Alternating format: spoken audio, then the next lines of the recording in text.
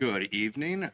Tonight we have a facilities and finance committee meetings.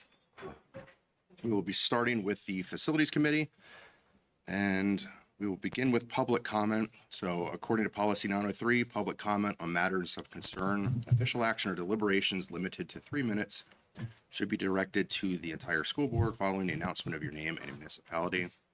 Under this policy, the presiding officer has the authority to warn or stop a public commenter when a violation of this policy occurs. It looks like we have 4 people for public comment. Facilities is up first, but if everybody, you guys want to go do your public comment now, or you can wait till before the finance committee meeting, opening it up to however you want to do it. Anybody want to do their comment now? All right. Easy enough. We're moving on to. So up first, we have a presentation from ICS for the summer 2027 projects and the update of the 2026 projects. Great. Thank you so much. Again, John Young with ICS, Cody West with ICS. As mentioned, we're going to talk about the projects that are going to be getting underway and have been prepared for this summer 2026. We're going to talk a little bit about the scoreboard issue that has arisen with the at the swimming pool, and then talk about the outlook for the 2027 summer projects.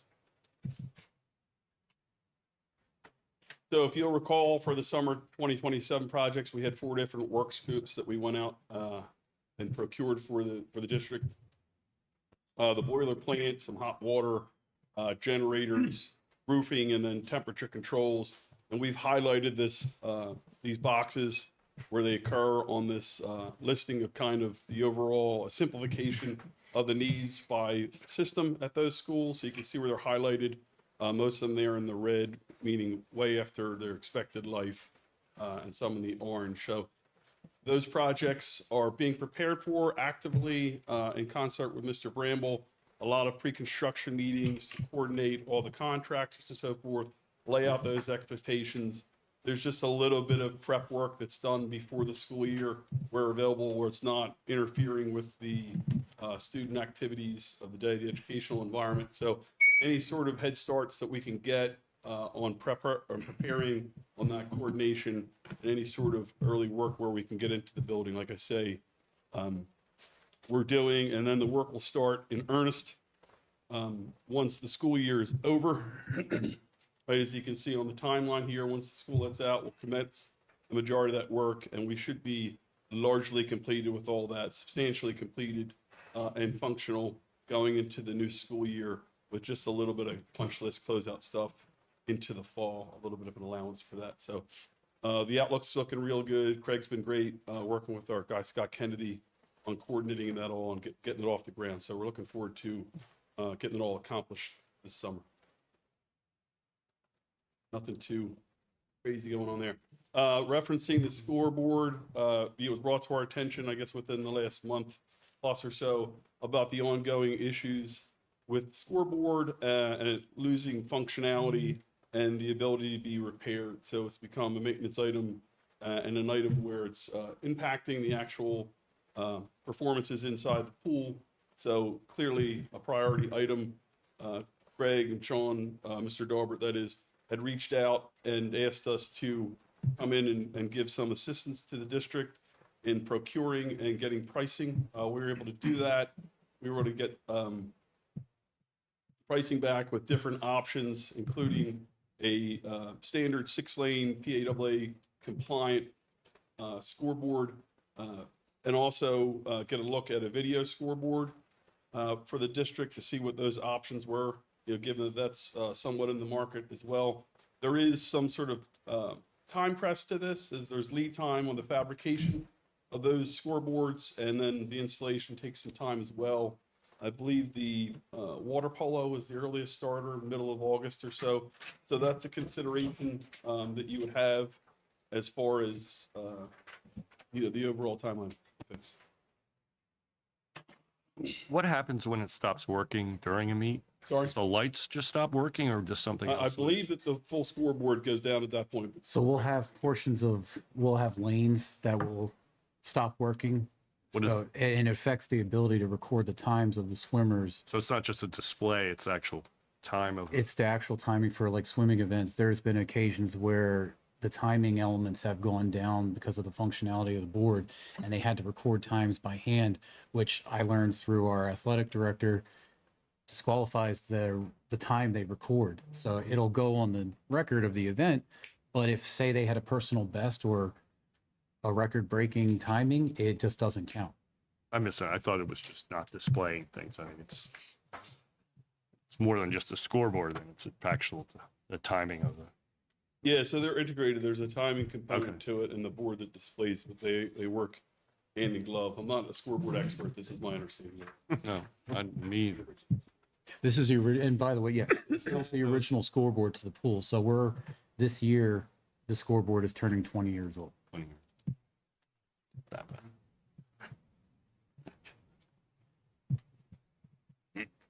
Okay, thanks.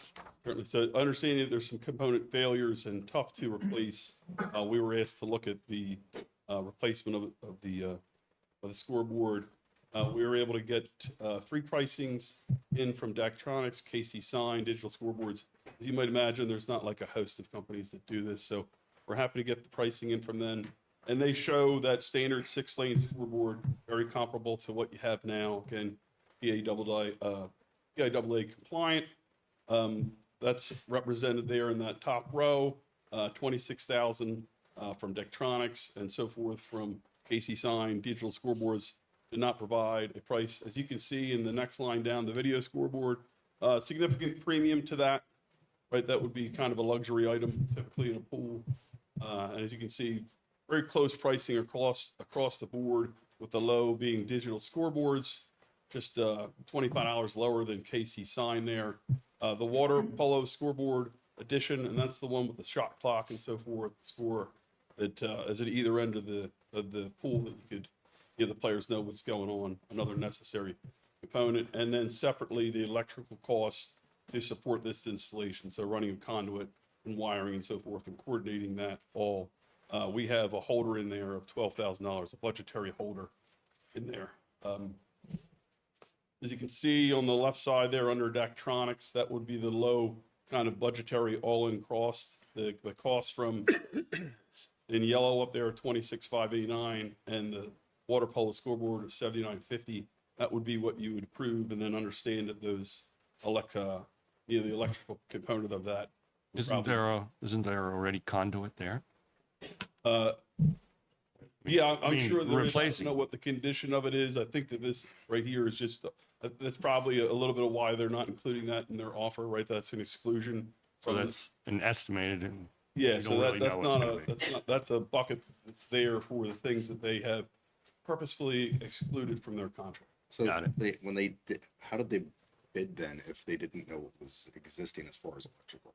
Say that one more time for me. How did they bid get these prices if they didn't know what was already existing for electrical? Well, versus, they bid to like a demarcation. They'd understand that to have service to a point adjacent to the machine itself. But they didn't inquire as to what was existing. Say, it's a 480 system, a 3-phase 480 system. It's existing. It's 50 amps, and we need, whatever. Right. I don't think that they were totally blind. I think this is for the point of getting it, and making sure that it's serviceable for them. They're not going to take on the responsibility of the electrical system beyond that demarcation. But, They would do that. Scott ran the bid, and he was not able to be here tonight, but he did have D-scopes, full scopes with all these folks, and they had a full understanding of what the scope was, of what they were offered. And they listed the exclusions, the common exclusions amongst them in the offers. so it's like a standard product, the scoreboard. Right, yeah, it's like, hey, for this right here, He with can- that right there, we'll give you this price. Are these two scoreboards distinctly different, right? Or could you go with the standard 6-lane and then add a video scoreboard to it later?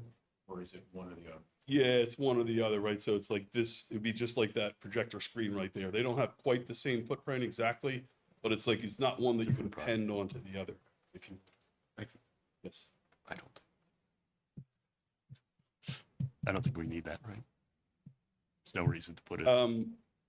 So obviously there was a full, you saw the proposals that were sent over, and there's a timeline kind of that we've laid out here, a proposed timeline of what you could possibly do to fit into that summer window. This is, again, as you see by the asterisk there, this is just, kind of the latest you could do it with our standard outlook on the timeline for the work order issuance, and then building this scoreboard and delivery and installation. So that's not hard and fast necessarily, but it's a pretty good approximation of what we feel like the timeline would look like to get this thing installed. So we'd hope to do a little bit better than that, but we raised this only for the fact that if you wanted it for the fall season, for the beginning of the fall season, this would kind of be the timeline you'd be looking at. How many times has it been repaired? Over the last season, we had to purchase parts for it on 4 different occasions. The amount of materials purchased and the man hours that went into it exceeded $3,000. And that's more than the season prior. More than, okay, yeah. So the amount of times we had to work on it was So it's greater than the year, but so it's only showing signs of degrading further and being more. I believe there were repairs before you started. Correct, yeah. Yeah. Before, so my predecessor had to oversee repairs to it as well. Okay, I just want to make sure it didn't fail once and we're replacing it. You can't live with that. Okay.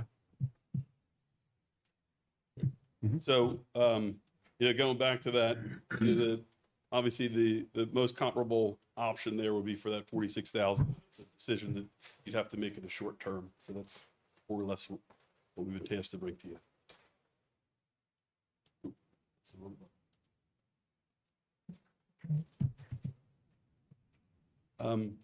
So looking forward to the 2027 implementation plan, or really the priorities that we're looking at and the timeline for these things. Again, the top of the list for prioritization of your many district facility needs, that warm, safe, dry idea, things that are going to keep you operational and maintain your educational environment. That's always the top for us. We have to be able to fit it into those summer work schedules. In other words, this is all going to be kind of absent, when the students are not in the school and are able to be completed by the time that they're back in. We were given a rough budget of $4 million for this 2027 implementation year, plus the Pennsylvania Schools Facility Improvement Grant option, right? So we put in that application about 2 months ago and expecting to understand the outcome of that in the next month to month and a half would be the expectation. So it's $4 million, absent maybe another $1.2 million if you were to get the full grant from the Department of Community and Economic Development. So it's $4 million plus, conceivably more if we were able to get the grant. So that's kind of what we're scoping out. We've worked closely with Craig and the administration to understand what the priorities were, and we've come up with just a handful of them. Important to note that we do, as always, have the option to go through that cooperative purchasing, whether it's KPN, TIPS, CoStars, whatever, what have you, or public bidding, dependent upon, in collaboration with the administration, what we feel is most advantageous to the district. What are our chances of getting the grant? Well, I mean, it's certainly competitive, right?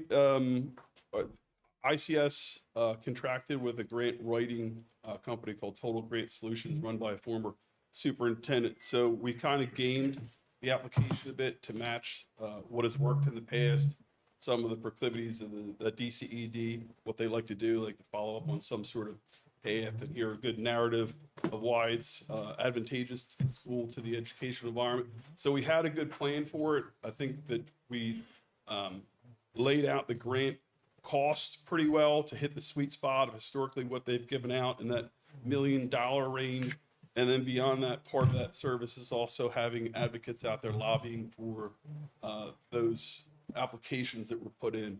So the last time that this was the folks that were successful in receiving this grant last year, this is an ongoing program, were folks that had put in and with their application, a letter from their local representatives and so forth. So everybody's doing that now, right? But beyond that, it's to understand that, they can be compelled at some level politically. So we're working a lot of angles. We had a thought, and well-reasoned approach to it. So there's no guarantees, but I think we put a good foot forward for that.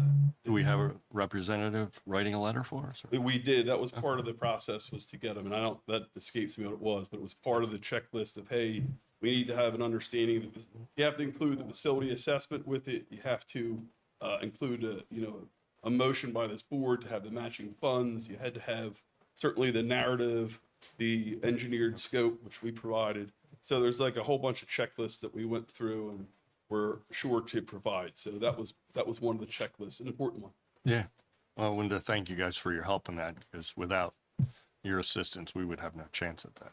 Right. Yeah. So that's what we're here for, is to heighten your chances of being successful. So this is was the outline and the parameters of how we approach these summer projects. We're looking to do these things to align and support the educational environment and also meet that window under a certain budget. So Cody's going to come up and talk a little bit about the priorities that we've listed out in the actual projects.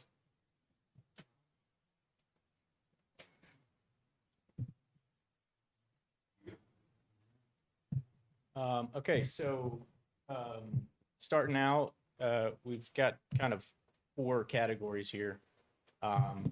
Roofing projects, HVAC equipment that's utilizes R22 refrigerant, so it's end of life and not easily repairable. The boiler plant, which John had mentioned, that's the plant that we had applied for the grant for.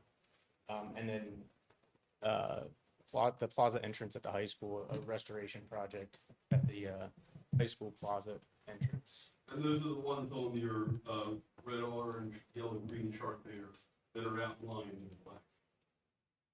Yeah, and it's also worth mentioning, this is a 2027 outlook, so by the time we're doing these, those highlighted in blue will be completed and zeroed out and will turn green, which is ultimately kind of what we're trying to do. So how do you determine if a roof is no good anymore? That's a great question. We had, you all have a vendor that has cataloged roofs across the whole district. The type, Oh, okay. the warranty info, ongoing maintenance and repair, et cetera. And so what we've done is kind of identified maybe 8 roof sections out of 80, I'd say, in the whole district. So each of these buildings has varying roof sections of varying ages, different types of roofs, metal, rubber, ballasted, et cetera, shingle. So we've kind of, the 3 priorities are at Deibler, Seiler, and Grass. At Deibler and Seiler, there's active roof leaks. So those are kind of like the top of the list. There's the sections that are actively leaking and out of warranty. I assume we get those fixed, right? When they're leaking? We work with Yes. our roofing vendor to Right. address them as they're active, so that they're not going unattended. It's No, just I we're showing understand. where we have issues. Correct. They are addressed. And so there's been ongoing maintenance with these roofs How much? How much? since they've been out of warranty. So I have a lot of experience in this area. So I mean, I have Yeah. a bunch of roofs and, So like one example is the roof that we're doing this summer at Central. A lot, I'll say some of the leaks had to do with sort of odd shaped portions of the building. Some had to do with where the drain, the roof drain intersects roofing membrane, roof wall conditions, those kinds of things. And so the repair varies based on No, what, I understand that. So, Something different. the majority of the roofing, at Central, that's being replaced is, flat roof, low slope roof. Some of it's being fully stripped and fully replaced, and some be retrofitted. And that's what we plan to do with these projects as well. We want to nail down any potential for retrofit versus complete tear off and replacement. And that's really what it comes down to. I guess it's, when I decide to replace a roof, it's obviously costs a lot of money, right? It is You might get 20 years, you might get 30 years out of a roof, but you can always gain a few years if you keep repairing it. So what I would like to see is when we want to replace something, list all of the repairs we've done in the last few years. If it's Yeah, I think we're that's a repairing great it idea. 10 times a year, you got a point. If we're repairing it twice a year, doesn't mean you don't need a new roof, but maybe it could be wait a year, wait 2 years. That's what Correct. I've done. And a lot of times, like, okay, it's, Or like a roof over. yeah, well, there's basically, many they've options. got, It's true. But it's Another just, thing to 10, 15, 20-year warranties on a roof over, depending on, and the warranties, well, and that's the other point too, is these areas that are proposed for 2027 the warranties are over. I understand that, but that doesn't mean they're bad, right? I mean, you That's just right. have to pay to fix them, right? Correct, A lot of but times charge these you. are also locations where we've got habitual issues, not just minor issues here. and Okay, there. that's what I want to see is what's the habitual issue? Yeah, and I can Prove that. I can because, work with our guy to capture you that. know, yeah, We're- and we're in the preliminary phases of that right now. Okay, And I can share with you sort of some of that info. So this is Dibler. You see there's 3 sections that have been identified. so it's not the whole place. Correct. Section B is in red, Okay, I missed that. and that's a built-up roof, 21 years old, active roof leaks. Warranty is expired, and the vendor has a full report, which I'm sure that if you haven't seen it yet, that'll be shared with you as well. Well, they want to sell a new roof too, though. Yeah, well, that's why we're here. We're not gonna let you just go sign a contract with the vendor and. It's just a timing. It's more of a timing issue. I understand he's going to need it, but we're, exactly don't have a lot of cash to spend. So I agree. if we agree. can So wait that's- too, It's tough, right? We're looking to prioritize, but we also, these projects have to fit into a lot of different no, criteria, understood. right? So if they can be done in the summer, that's like, they check that box, right? If they fit in the budget, they check that box. If it's a priority, checks that box. So you see section B, based on the vendor's report, they did core analysis, cores and analysis, et cetera. It needs a full replacement. Sections C1 and C2, they're in poor to fair condition, I would say.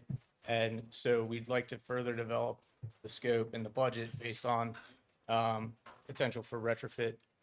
And then same with H through M, better condition than area C. And we want to evaluate potential for retrofit.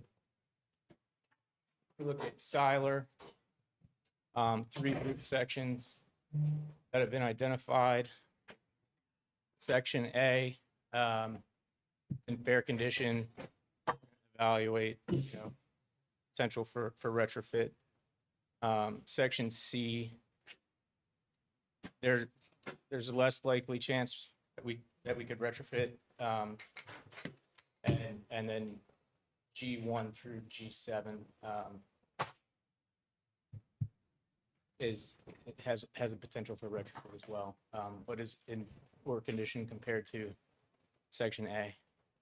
What differentiates poor, fair, and critical? Like I'm sure that there's some So again, check mark. if you So let's look at this, see, the photos on the left are from section C. That's a built-up roof. So essentially, you've got multiple layers of different roofing materials and insulation, et cetera. That, and then there's like ballast on top, so basically just stone on top of that. And over time, if the drainage isn't proper, whatever, and the roof, there's ponding on the roof, then all of those materials over time will get saturated with water, which kind of decreases the ability to reuse them, if that makes sense. So critical in this, sorry to answer, that was a long-winded way to answer your question.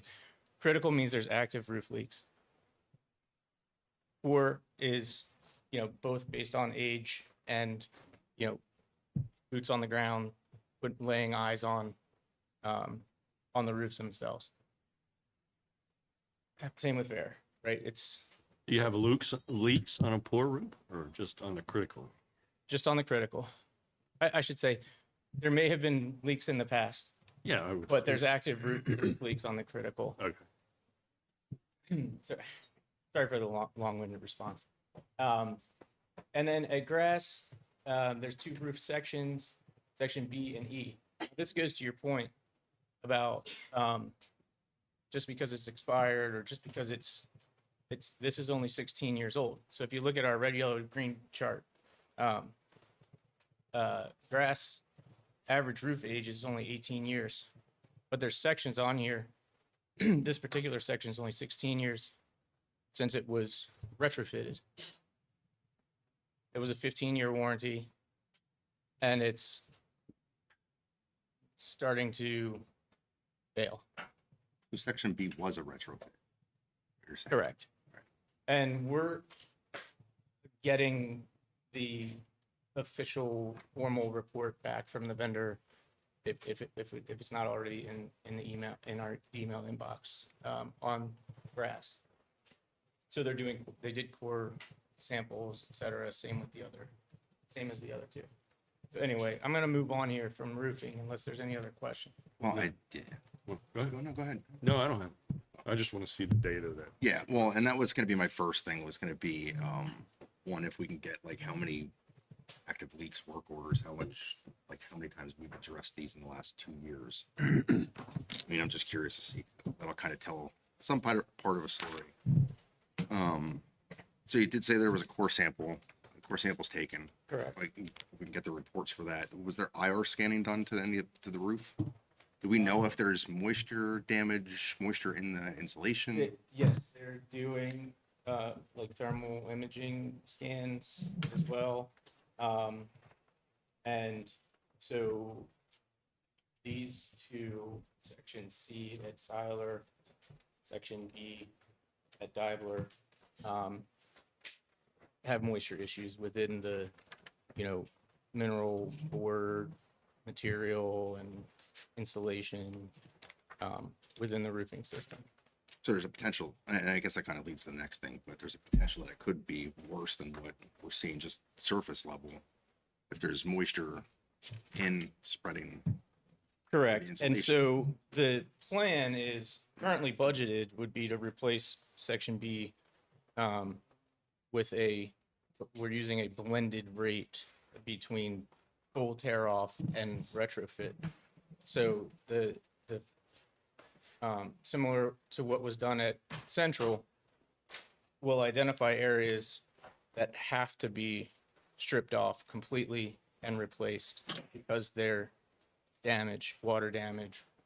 And then the other sections would get torn off to a certain layer and then retrofitted on top. So you could reuse portions of the existing roof system.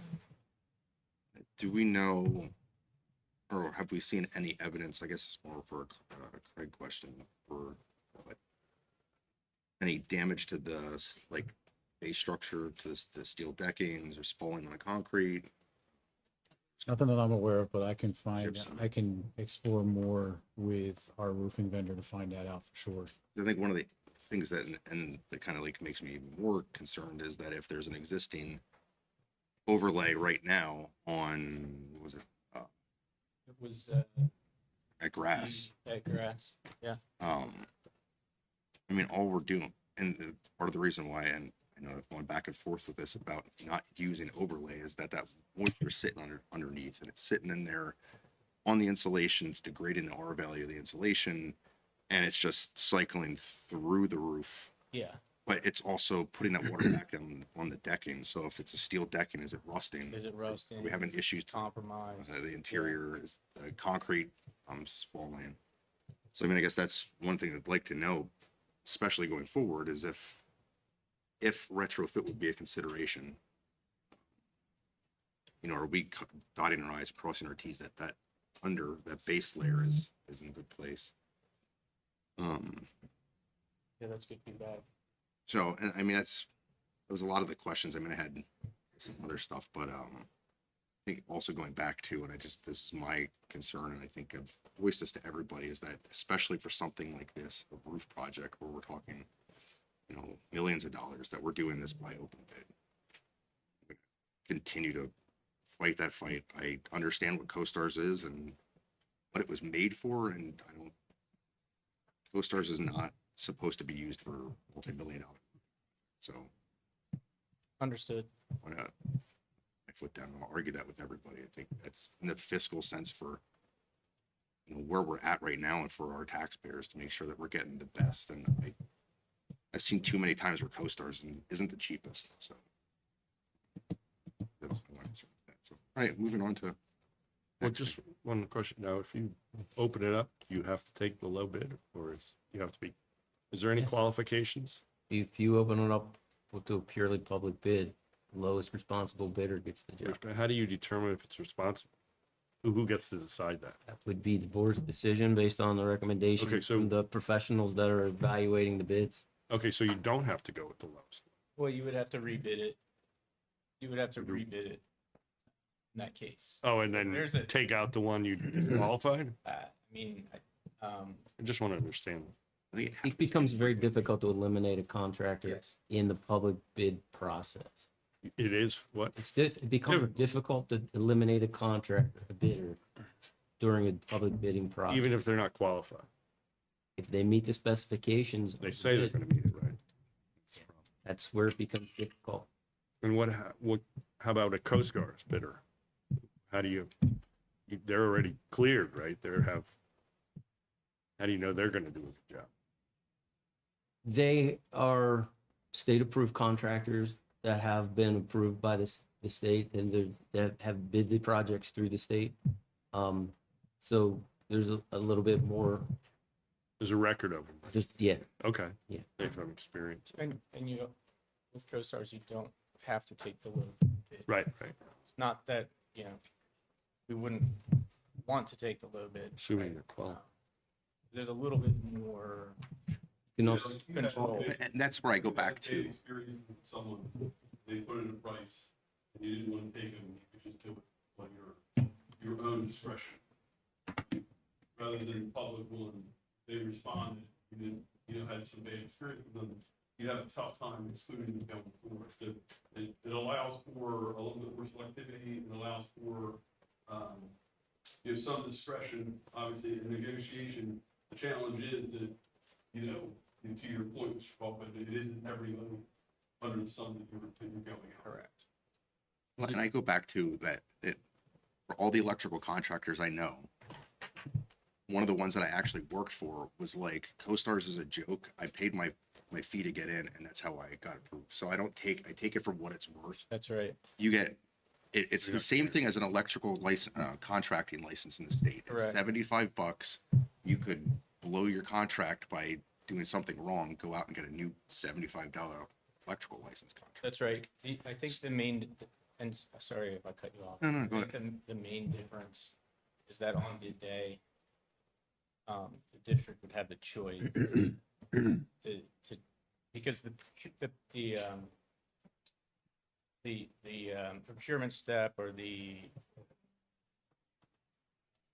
that step already happened through CoStars, right? So you don't have to take low in that case. Right. And you're right, you know, any contractor that wanted to fill out the paperwork and pay the fee could potentially become CoStars or PPN or some other cooperative purchasing program, you know, they could get the credential. And I've seen a lot of times where, I mean, I know this is getting more off the topic on the co-stars, but you know, we use them because they're a co-star vendor, and you start checking other co-stars vendors. And I mean, I do this on a daily basis where I check 5 or 6 vendors and see a co-stars vendor that is selling, you know, a LED light like this for $35, but another co-star vendor who's a electrical supply house is selling it for 12.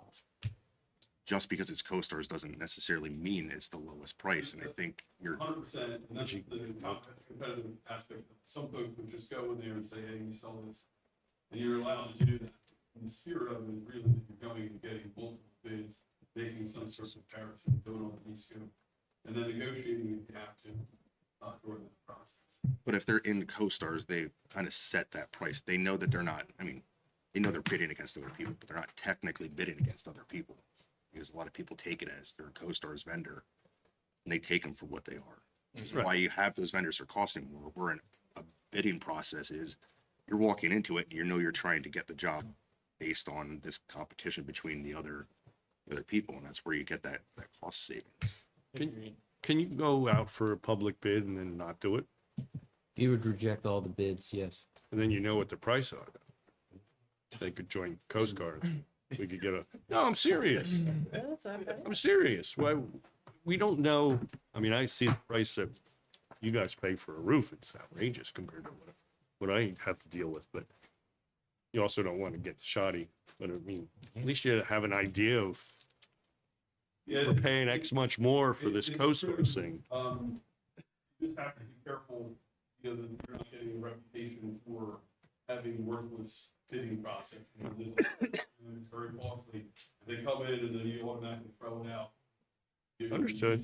The kind of thought process, then they're not coming back for the other 16 or 80 sections of roof. It's a smaller market for some of these things, and we're travel space, so there's definitely ways that you don't have to approve it, but you have to be careful about your reputation in the marketplace.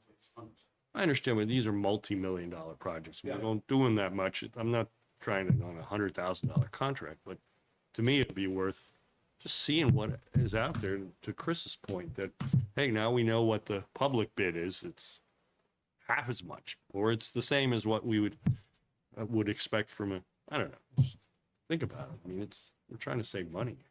Well, and when we go through these, the other, I guess, wrong, made me think about it is that I know that that we did a built up at Central, or that's what we're slated to do, but I know I've gone back and forth about this as well. I want to see the price difference between a built up and a single ply TPO or EPM roof. I'm not sold on built up roofs. I mean, I've worked for 20 years in construction. I've been on roofs in schools from Jim Thorpe down into Jersey and Carlisle out to Trenton. I've been on so many school roofs, and I see built up being phased out, and I see TPO as being like the new, easier to manage thing. And I think that's part of the reason why you see such a big price difference is that TPO versus built up roof is significant difference. So I'd like to see both of those options, or at least get estimates for what the cost is for the two of them. Yep, and I think that generally the plan is over the next month. Do exactly that. For all of these scopes, not just the roofs. Right, we've got a budget that we're working towards.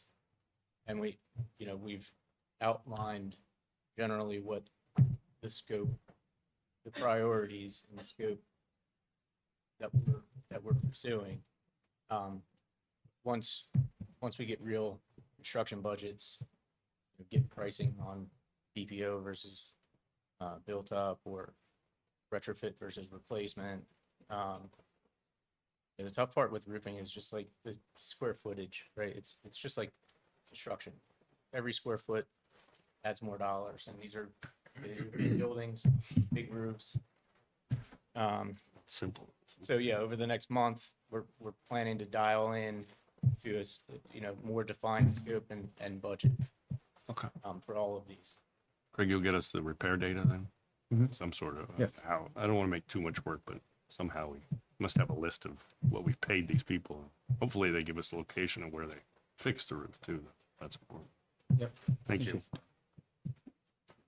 So moving on All to right. the, calling this roofing related HVAC. So basically at the same three schools, there's a lot of HVAC equipment, DX equipment that uses R22 refrigerant. So just by the nature of the age and the inability to continue to repair, these are on the list as well. Some things of note, there are some potential efficiencies that we're going to explore with doing the roof mounted equipment replacements along with the roofing project.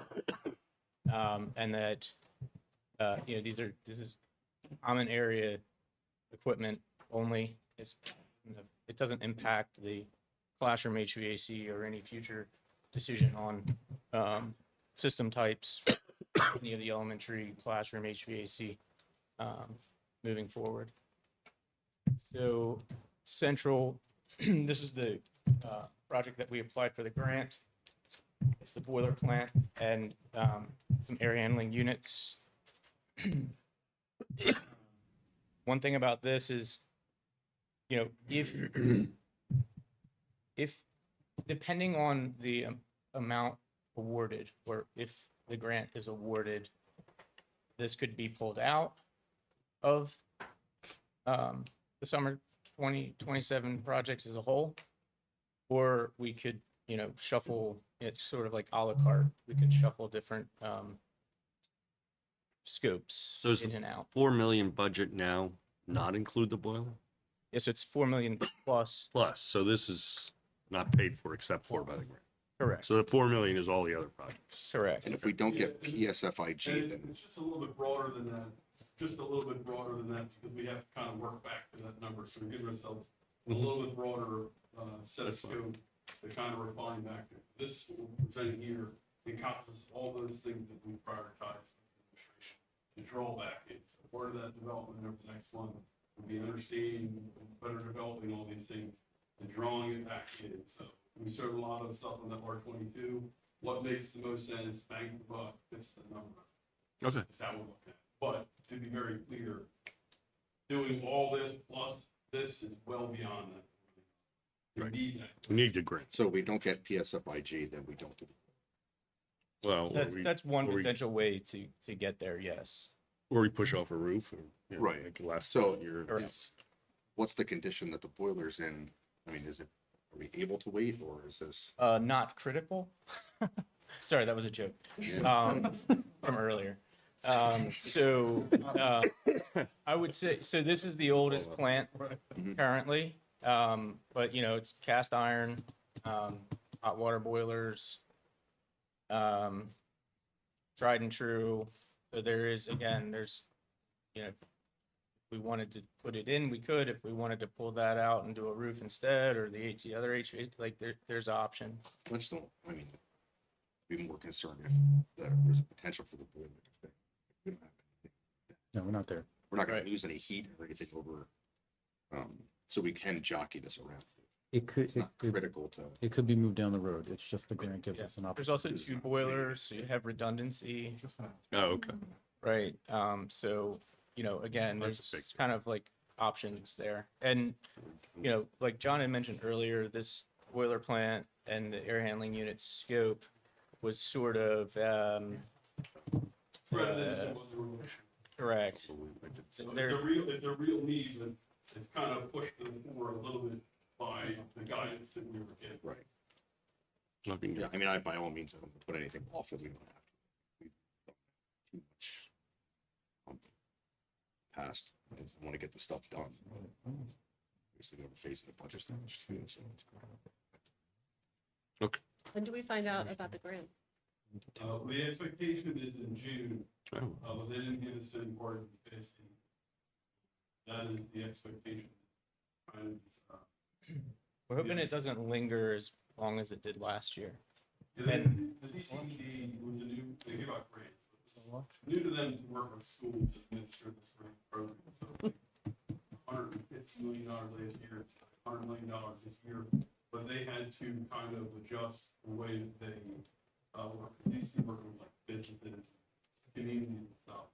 Obviously, schools or schools in general have different rhythm, different approval process, different mechanics. So there was a learning curve, and I think for that, you know, and dealing with the different folks we're trying to work with payments for now and putting in the pay application, and so forth. They are, you know, much better understanding of how the mechanisms work. You know, so hopefully it's efficient and keep funding it for years to come. And it would cover the entire cost or most? There's a matching fund, so it's 75%. So for every $3, you have to send one. So I think it was 1.2 or something like that, and another, you know, matching part was like 350,000, somewhere in that 1.5 million dollar total. But you would get 75% of the cost. That's conceivably if they were awarded the full amount.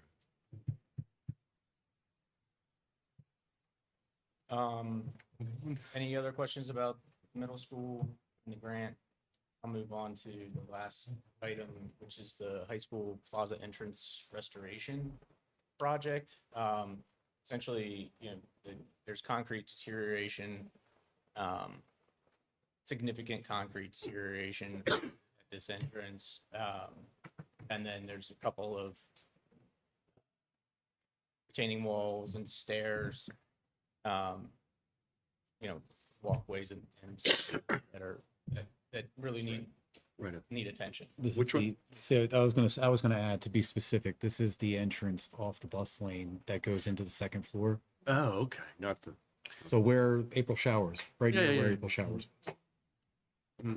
what's the scope of this? How much? About?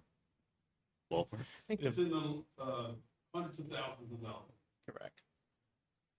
Which foot traffic does that entrance have? A lot. Yeah. And keep in mind also that, you know, it's a preliminary budget based on square footage currently, and that will be further defining the scope and the budget. Is that external or is it internal too? It's exterior. Oh, material. Yeah. So we can walk down there and check it out. So there are safety issues with what's there now. It's been patched and repaired. It's been, yeah, Quite a it's bit. been patched and repaired on a few occasions. Recently, we had to do a repair job to the cement stairing because in one location, it just crumbled away.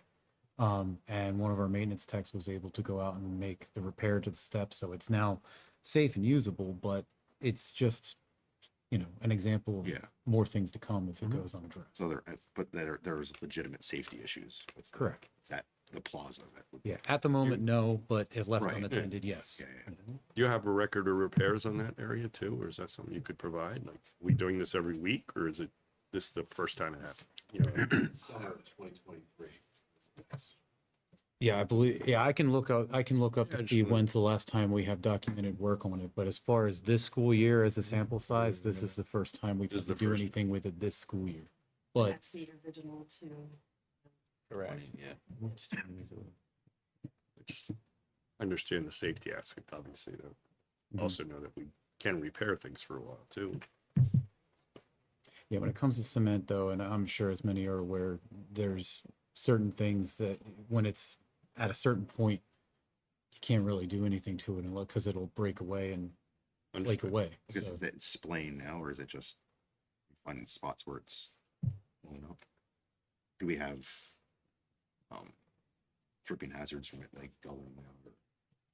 Or I would say anything that was a tripping hazard is what we're repairing and trying to correct before it gets to that point. So there are times where we can intervene before it gets any worse. Or like the latest example with that stair I was referring to, it just completely crumbled away and we had to go break it away and do a complete remolding. I want to agree with Ron. I would love to make it more of a habit if, you know, the committee or the board agrees to have a record of how much we've had to repair things. So I think Right. that'll really put into scope for us. You know, I don't work with concrete. You know, the cost that has gone into it, the amount of man hours that have gone into it, and then Chris is getting at the safety as well. Because that'll just give us a much better idea, especially if we have to justify that we have to spend money when we're in a deficit. This is why we have to do this thing. I think, Absolutely. I agree with that. Should be on all. That's how I make my decisions for my businesses. No, I What's it understand. costing me? I mean, and we have our work ticket system that I can pull the data from that. Okay, good. I think that's a good idea.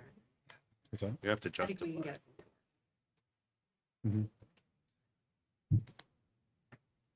I'm going to turn it over to John here to kind of run through proposed model. Yeah, so thanks. Just go back This, yes, one sir. second, just as I see the timeline, I just want to go back to something real quick. For this scoreboard, we need to approve that on the May 11th, at May 11th meeting? Ideally. All right, For us to stick to the proposed timeline, it would have to be Otherwise, it's- decided So, by this coming then I board. guess it would be for you two to ask. I think it's just the three of us in the committee, right? If you're comfortable moving that forward to the May 11th meeting. Yeah, Just I mean, moving it it's- forward to the vote, so. I think we have enough to pass it, but we Right. obviously can't vote here, but if Right. it doesn't pass, it doesn't pass. Perfect. Let's move that move that for a vote for the school. What is the Make sure that- board's wish as far as the motion? Is it for the standard or the video? No The video. Daktronics, right? No, there's no Standard. way we'll get Yeah. approval on the video. Yeah. And I would never put a video scoreboard in the natatorium anyhow, so, yeah, it's, We could put a Just wanted to TV show up the there for a lot options. less. yeah. It was so expressed at moving- one point to know what it could excel to, so Yeah, that's yeah, the only no, it's reason. always why. worth looking at So moving For 100 Daktronics to grand. the for a TV. We'll put a motion on. perfect. All right. Thank you.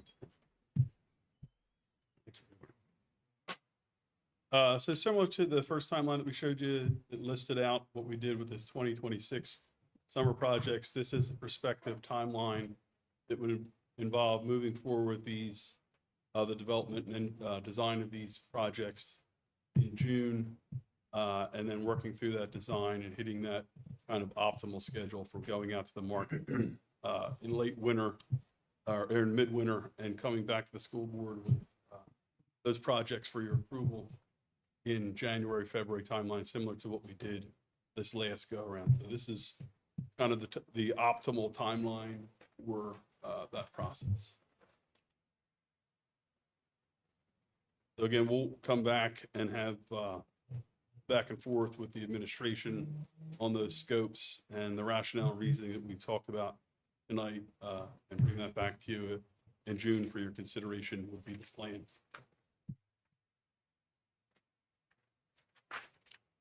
We'll look forward to you letting us know that we won that grant. Yeah, that would be In June, great. Listen, right? we have a handful of them out there, and we're excited about the opportunity to bring a few of them home. Thank you. Right. Sorry. All right. that brings us- Anything else, folks? Thanks so much for your time. We appreciate being here and all the interactions. It's very helpful for us. Thank you. Thank you. All right, so.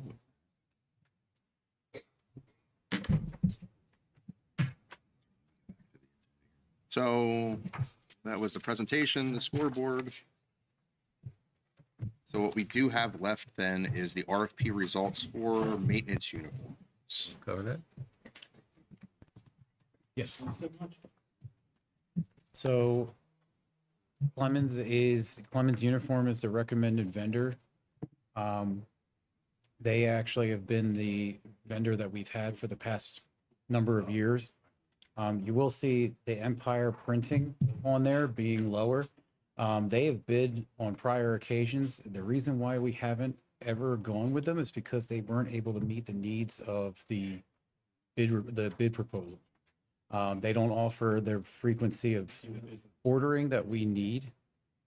It would be a one order place, and we couldn't place repetitive orders, and that was something specifically requested out of the bidders we were looking for, which is why we've never gone with them. Also, on top of it, they're out of state, and the time it would take to get what we're looking for would be significant compared to Clemens, who is as requested, and they can get us things fairly quickly.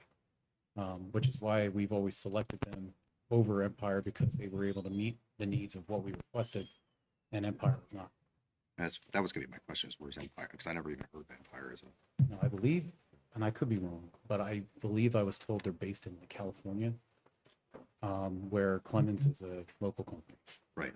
Which is good. They did not meet the delivery specifications that you had in the, What did they not meet specifically? Or- they can only deliver once a year. You can only order once a year. And we need to order multiple times Sure. throughout the year for employees and. That's very inflexible for. Yes. for some For wire. example, if we hire someone in December or January, they wouldn't be able to get what, we'd have to order a bulk So and hope that we have what they're looking Right. for versus ordering as needed. is there anyone else locally that you can, does it go out to multiple people or how do you get So the bids? bids go out, but these are the only Who two are res- historically that I've seen that we get bids on. So it's out there. If somebody's looking for it, they will see it. We're not. Like Cintas didn't bid. I'm surprised. I know they're a big company. And it's- I mean, and we've seen that with other bids that we put out. We'll put a bid out and we'll invite people to bid. And sometimes we get the number of bids that we requested. Sometimes we'll only get a fraction of them. So you will say, hey, this is out. You're not just, Yeah, we'll notify people that we've got things out for bid. One example was pest management. We alerted a number of companies that we were looking for a bid in pest management, and I recall two that didn't respond to the bid. must have too much business. Thanks. So I guess we'll move that forward for vote 11th as well. And with that, I don't believe there's anything else. So next facilities committee meeting is scheduled for June 8th. That we can move on to. Keep going right on to finance. We'll start with public comment. There were a few people who came after we pulled the sheet, but it's before the meeting. Does anybody else want to add a public comment who showed up late because it's before? Okay. According to policy number 903, public comment on matters of concern, official action or deliberation is limited to 3 minutes, should be directed to the entire school board following the announcement of your name and municipality. Under this policy, the presiding officer has the authority to warn or stop a public commenter when violation of this policy occurs. First up is Dan Beberns. Beberns? There you are.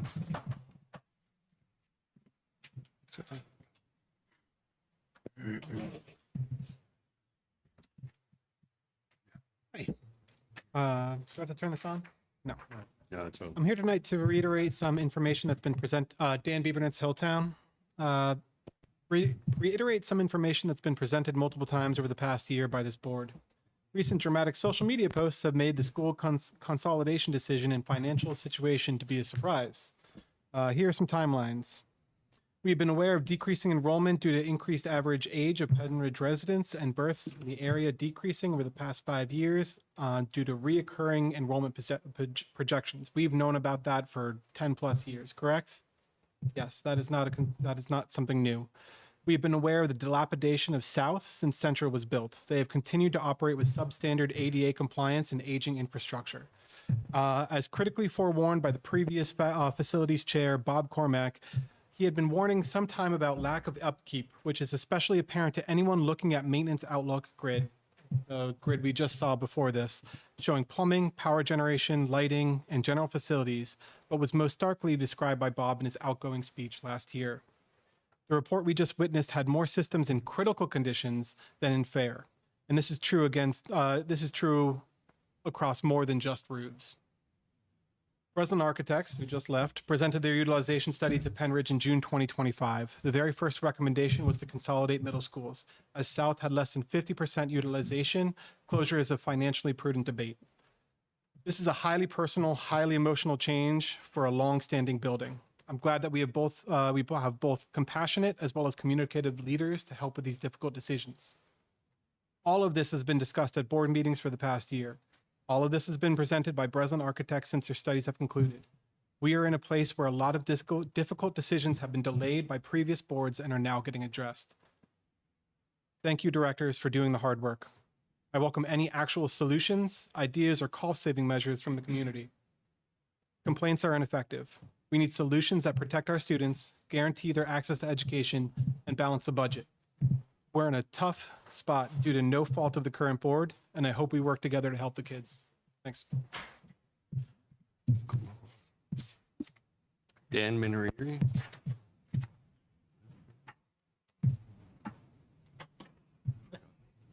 Good evening. Dan Maneri, Hilltown Township.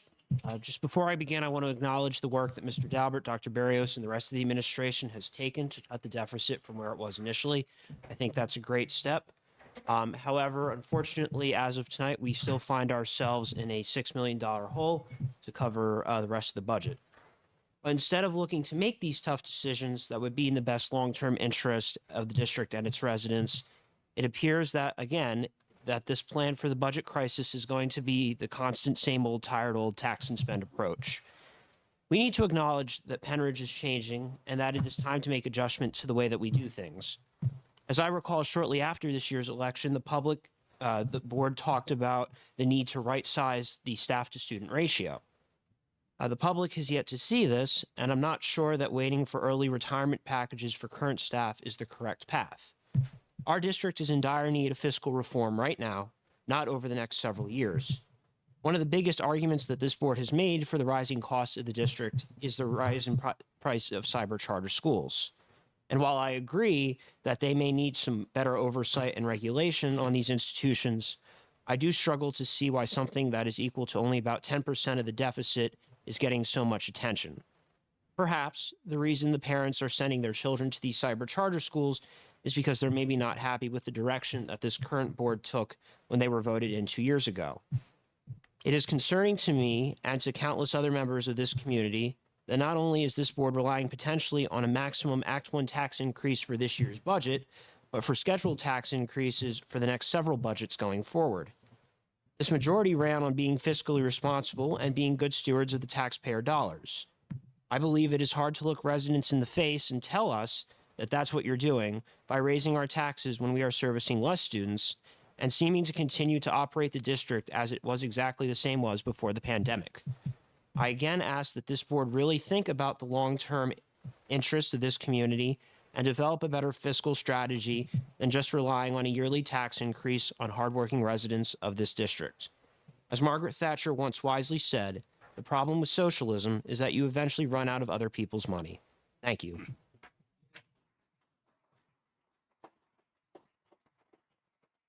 Tim Pousley?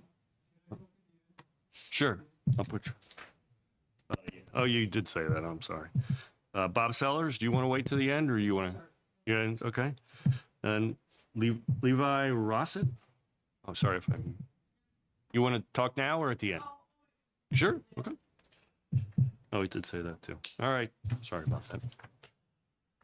All right, we're going to start tonight and go through the contracts. We have quite a few of them. I'll let Sean go through them. Stop if you have any questions or anything, discussion on any of the issues. Okay, the first contract is Beata Home Healthcare. This is for nursing services for next year. The cost is $67 per hour for their services. Last year it was $65 per hour, and this is for substitute nurses. B, the Council of Southeast Pennsylvania. This is for service to support the SAP program, or otherwise known as Student Assistance Program, for the next school year. Cost of this program is $43,040, and the SAP program is a mandated program by law. C is the Bucks County Intermediate Unit Standard Services Agreement. This is for professional development session for speech language pathologists on May 19th. So our speech language pathologists will receive the PD from Bucks County Intermediate Unit, and the cost for that service is $900.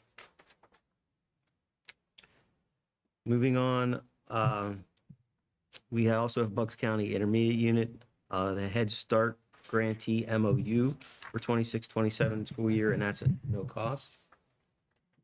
And we have the Bucks County Intermediate Unit Early Childhood Program MOU, and that is 26-27, and that is also no cost, but that does use a building and a room in one of the buildings. Yes. Moving on, we have two Learn Well contracts. The first, student 2026-33, $61.55 per hour. And the second one, student 2026-34, again, $61.55 per hour. And again, those are for students that are in a medical facility, and the district is responsible for paying for their education while they're in the medical facility.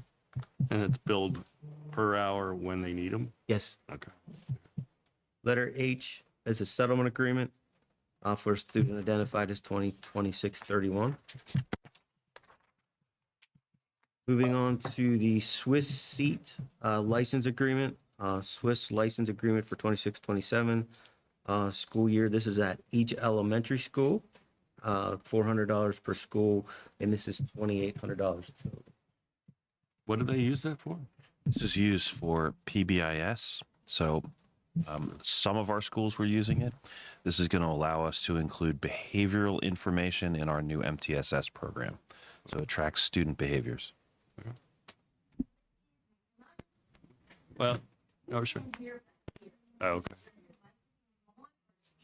The microphone, unfortunately, the microphones are only for, we don't, but we'll talk louder. We'll talk louder. Sorry about that. Sorry, we're on this again there, right? You got to get over there. I got more throat things. He usually. You too.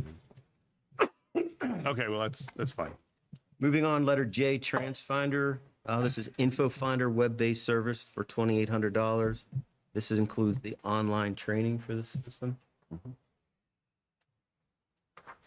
Letter K is party scene events. This is the DJ service for Central Middle School dance on June 5th, $600, and that's student paid.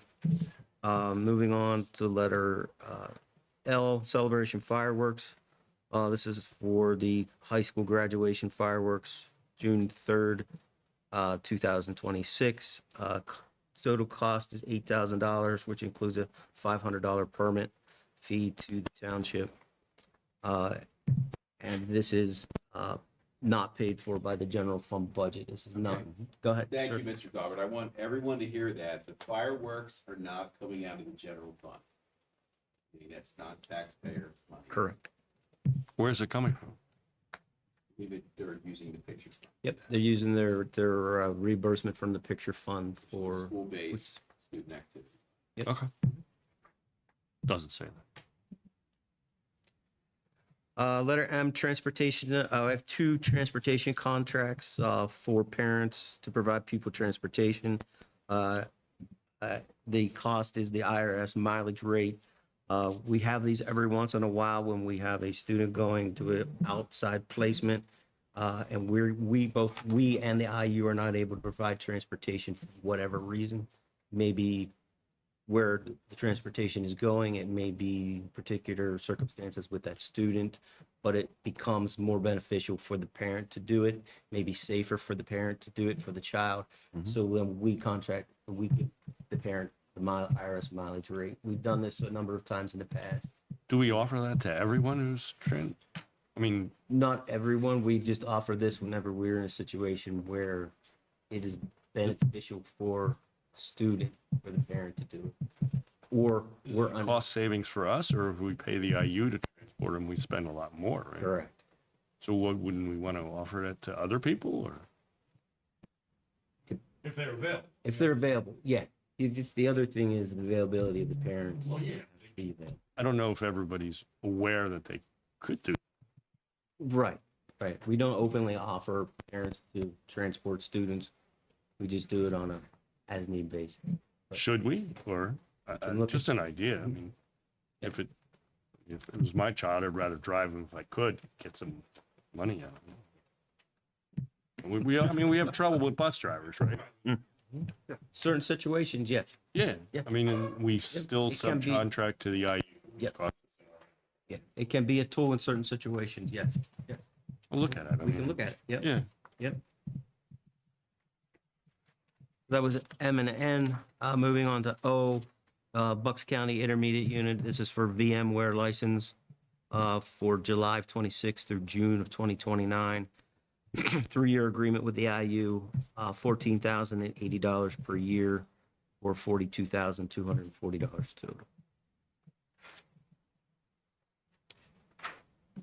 Moving on, letter P, Allegheny Intermediate Unit Digital Trust Hub membership, $2,250 annually. And then moving on to the last one is Lenovo Financial Services. This is the leasing agreement for the high school one-to-one laptops. We do 4-year lease for the 4 years the kids are in high school, 48 months total. The lease factor this year is 0.28083, and the annual lease payment is $218,004.82. So are they getting new laptops then? The freshmen get new laptops every year, and then they use those laptops for their 4 years. So this is for the freshmen for 4 years, Incoming freshmen. for 4 years. And Mr. Lazoche will go over those things during his budget Understood. presentation. Do we competitively bid this, or is it just one? I mean, so have we, I mean, not every year, but I mean, we've been using these guys for years. We've used at least 2, maybe 3 different companies Yeah. over the last 3 to 4 years. Okay, so it is competitively bid. This is the second year, I believe, for Lenovo. Before that, we had a different company that we doing. So we do look for But not this year. this year. Dan, did you? He did. You did, right? Yeah, go ahead. Oh, The Lenovo Financial Services this year is a lease contract. It is not bid. It is negotiated. It does have different terms than we've used historically. We've also used different lease providers historically. This is the most advantageous lease contract we have received from Lenovo to date.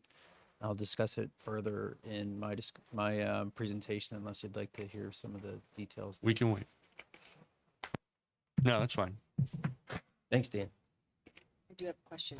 How often, so this is just for high school, about what we have at elementary, that also we discuss later, so we'll just wait, I'll just wait. Yeah. Awesome. Thank you. That's the last contract. Okay, moving on to the bid results. Yeah, we have Same idea. out of the transportation department, we have 3 bid results. We have shop fluids, brake parts, and then engine transmission parts. And each bid document lays out each individual item that was bid, the number of bidders, and each amount for each of the bidders. So we received 4 bids back for the fluid bid. We received 6 bids back on the brake parts and 7 bids back on the engine transmission. And then the low bids are highlighted on these sheets. No, I saw. All right. Moving right along, we'll get into the general fund budget review. And first, we'll start with technology. Mr. up again. Lazote, you back up?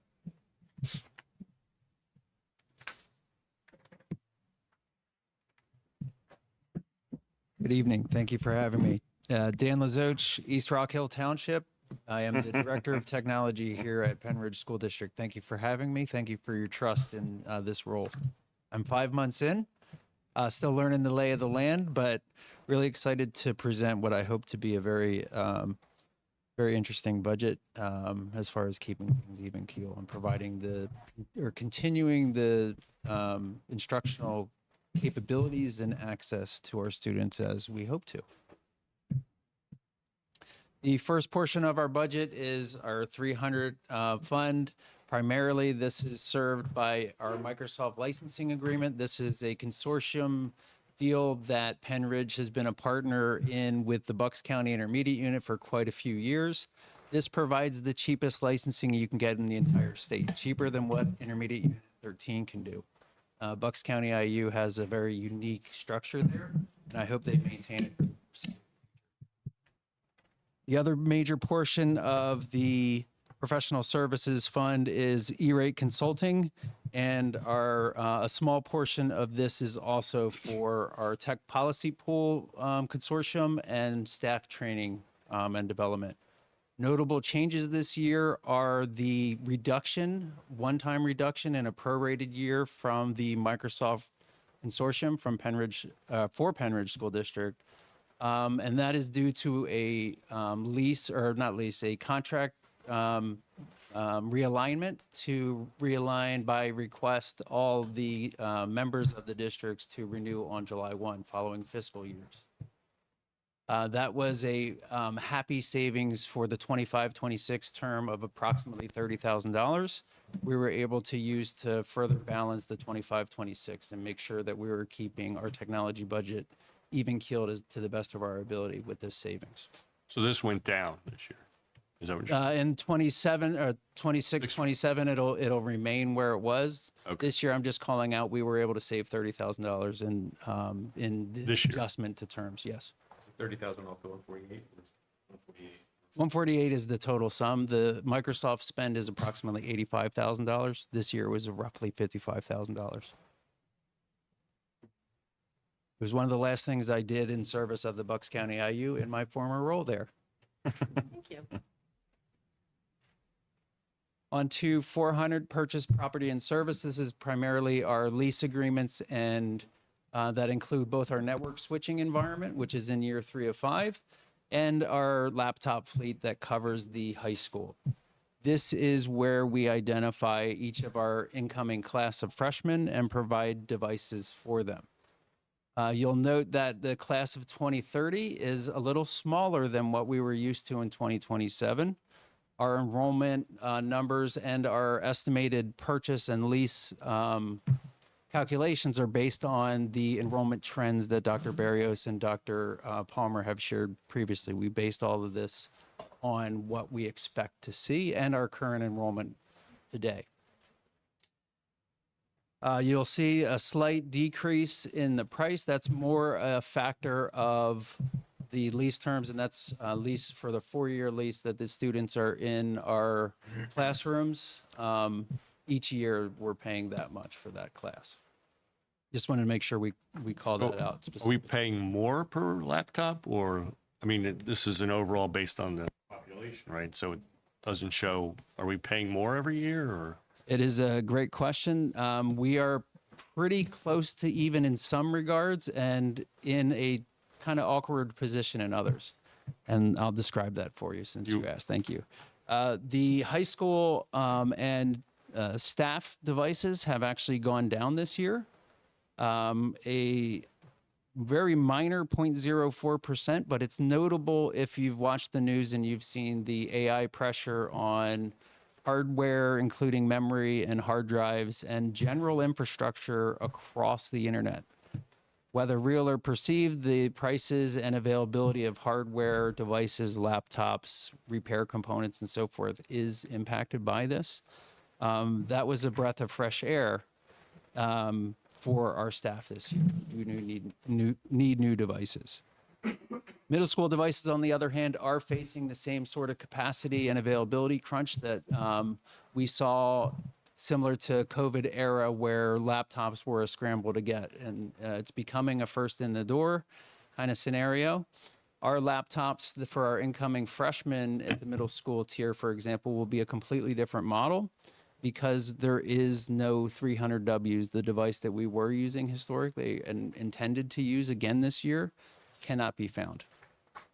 The alternative is very price neutral, or hardware-wise, very price neutral, Ron, but it is a little bit more expensive, and this is the flavor of the market. What we're seeing is a 25% increase in those student devices cost for our So you go out to bid or something where you have multiple, A bid would be an option, and I'd like not to saying a pursue it in bid, the but future. in the general sense, you have different vendors you can check out to see Yes. or negotiate. I just want Yes. to make sure we're doing our due diligence and getting the best price. So. One thing we need to be cognizant of too is that lowest bidder concern. We want to make sure that we have the appropriate tooling in place to support whatever model or platform Yeah. we come in the future. No, I'm not suggesting that, but I just want to make sure we're getting the best possible price. But I know we don't want to open up to everybody in a situation like that. Yep, we need the best possible price and also the best possible availability. That'll work. The high school devices are increasing a mild 2.7%. One thing I do want to call out, though, is this was also an opportunity to discuss with our vendor and help them encourage them into improving some of the baseline specifications for our devices. The middle school laptops are running 4 gigs of RAM. Now, with the new devices, the 500Ws or any future 300Ws, we hope to establish that baseline at 8 gigs of RAM, which will allow the students to do more activities online or using their applications and resources on those devices. It's also worth noting that the middle school devices, once they finish their tenure at the middle school, they're reused in the elementary 3 through 5 as well. So we get a full life cycle out of these devices, both in the middle school and then ultimately down in the elementary schools. There is a lot in the 400 budget. I'll try to describe even more besides just the purchase of some of these devices.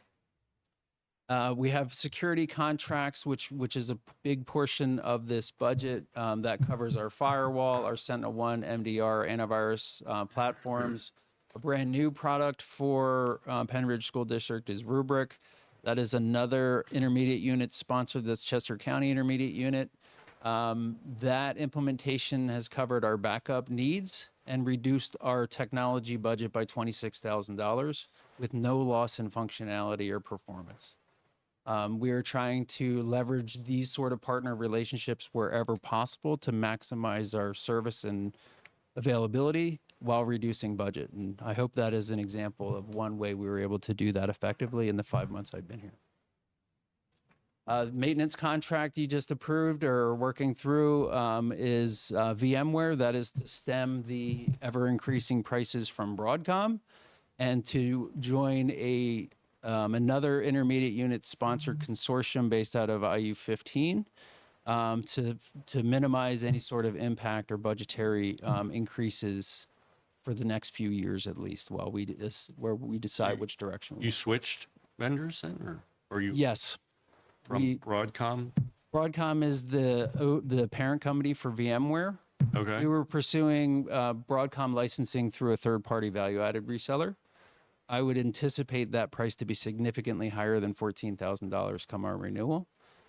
We are able to not only establish multi-year licensing for a small VMware environment. Broadcom probably wouldn't even quote us directly, to be honest, Mr. Wars. So you're using the IU to get a... We're leveraging our IU relationships and partnerships that are established. In addition, we have more performance and more availability of features and functionality within this VMware licensing than if we were to procure it on our own. In addition, there was mention of the Digital Trust Hub from AIU3.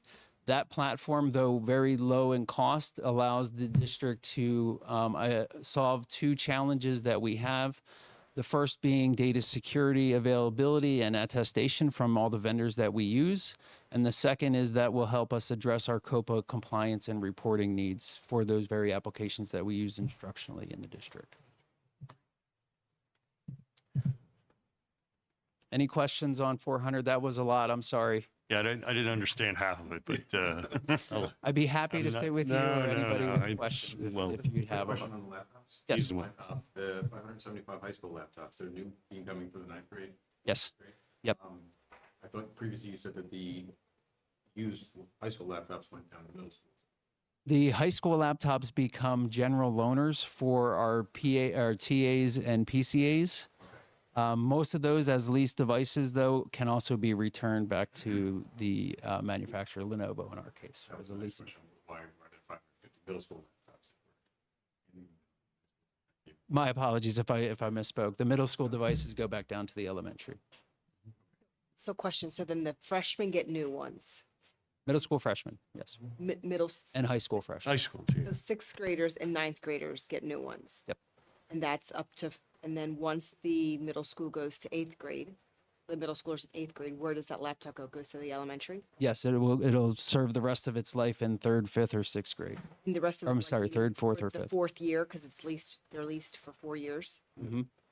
Middle school devices are purchased Okay. outright. The damage that we see and the non-repairable or unfunded lease it makes more sense at the middle school tier to purchase these devices outright and effectively self-insure them. With what you'll see is approximately 15 to 20% overhead, because the population that's still maturing, still getting used to carrying these devices around and care for them, is still learning how to do so. We purchased the middle school and we leased the high school. We lease the high school and staff devices currently. And then whatever the middle school's done, it goes to the elementary until it lives its life. Okay. Correct. Thank you.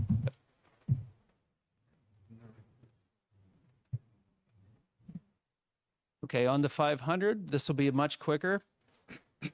There's two core components to the 500 budget, and the first one is our internet service provider. This is our fiber delivery and our actual internet, our primary internet. That is provided through the Bucks County Intermediate Unit in a unique to the state, and the first of really in the country as far as providing a resilient internet service through two pairs of fiber that come into the building. We have also taken the opportunity and accommodated within our budget an increase in bandwidth to satisfy the needs of our student population with streaming media and other resources, from 2 gigs of internet service to 4 gigs of internet service. Any questions there? The Wi-Fi connectivity is on my radar. I love the question. I look forward to presenting findings, including heat maps and recommendations in the future. The other core component of our 500 object is the fiber between buildings. That is our building-to-building connectivity, and that runs about $70,000 of that overall 500 budget. Any questions? Okay, now we did a light one. Now we're going to do another heavy one. There's a lot of stuff in 600. This is our institutional software platforms primarily, and our educational instructional platforms. Our overall budget is approximately $880,000. We have seen a couple reductions. One notably, and it will impact the board, is the transition from board docs to Keystone Agenda. That'll happen in the new fiscal year. The student information system, our enterprise resource and planning tool that we use here at Pennridge, are all major components of that, as are some of the smaller things. We have the laptop purchase here for the middle school, incorporated in here as a purchase as well. And the other components are our classroom support pieces. Let's see if there's anything notable. So you purchase the license as part of your budget, but you don't, whoever wants that software piece gets it approved separately? Is that how it works, or? Are you speaking in? Well, one example was Atlas software, which Dr. Bloom figured out we don't need anymore. And she managed to get, are those type of things covered under this budget? Some of them are, some of them aren't, but it's a fantastic question. Pennridge Technology and our teaching and learning group are working in partnership to identify those extraneous or duplicative software platforms and evaluate them and hopefully eliminate where possible or consolidate wherever possible. However, I will defer to the teaching and learning department on the efficacy of any of the instructional applications. Typically, what you'll see is technology department will carry district-wide platforms. Individual budgets or the teaching and learning department themselves may carry some of that instructional overhead. And I would say more importantly, we've put processes in place now for software adoption. So Mr. Lazoch has been working very closely with teaching and learning to ensure that when things are being purchased, when they're being reviewed, that they are compliant with our technology, that they will work for us, and they aren't duplicating services we already have, that they're not going to create more cost in order to implement them and, maintain them. Thank you, Dr. Palmer. Appreciate it. ClassLink, the annual subscription for the your single sign-on. ClassLink serves a number of functions. It does. It provides our PSD key. If you have children in the district, you'll be familiar with that. It also has a component of the ClassLink licensing overall is a platform called OneSync. That is our automated user provisioning and deprovisioning platform. How we can work faster and better with less within the department. It is one of our most powerful tools that we have. Not just single sign-on. Yeah, it's the entire life cycle of identity for the district. Welcome. Another question, or are you still on? Two more. Sorry. Got ahead of myself. Okay. That leads us to our overall budget. With all the savings that we are able to drive, all the partnerships we were able to leverage, the new laptops coming in, tried to do our best to be net neutral or net under our existing budget framework. Unfortunately, we're still a little bit above, but I think with the savings we've been able to introduce, we are only showing a 3.1% increase, which is remarkable in an environment where laptops are costing 50 to 100% more. Not to mention other platforms like our virtualization layer, our physical servers, and so forth. For what it's worth, I think that's not too bad. For the laptops at 25%, how much dollars is that? How many? I'll have to get you specific. Yeah, I mean, it's just because it's a chunk of that budget. It's about $100 a laptop. Times, how many did you say you're buying? 525. Okay. Yeah. So you offset a lot of that, is what you're saying? Yes. Okay. Thanks. I would have loved to show a decrease overall. So would we.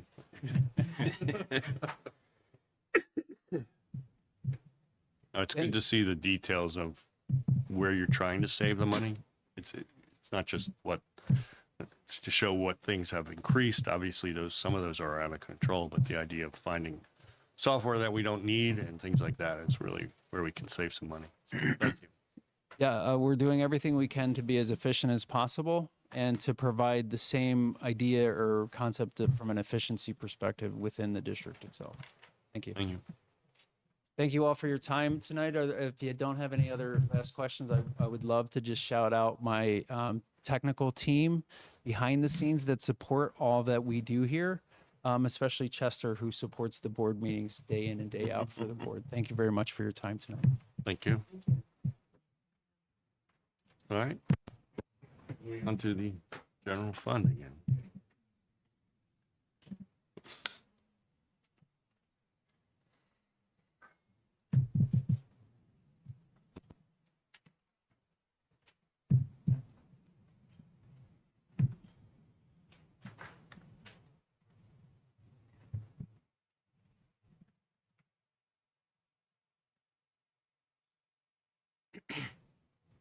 Okay, Mr. Wers, are you ready to go for? I am ready for multiple times. All right.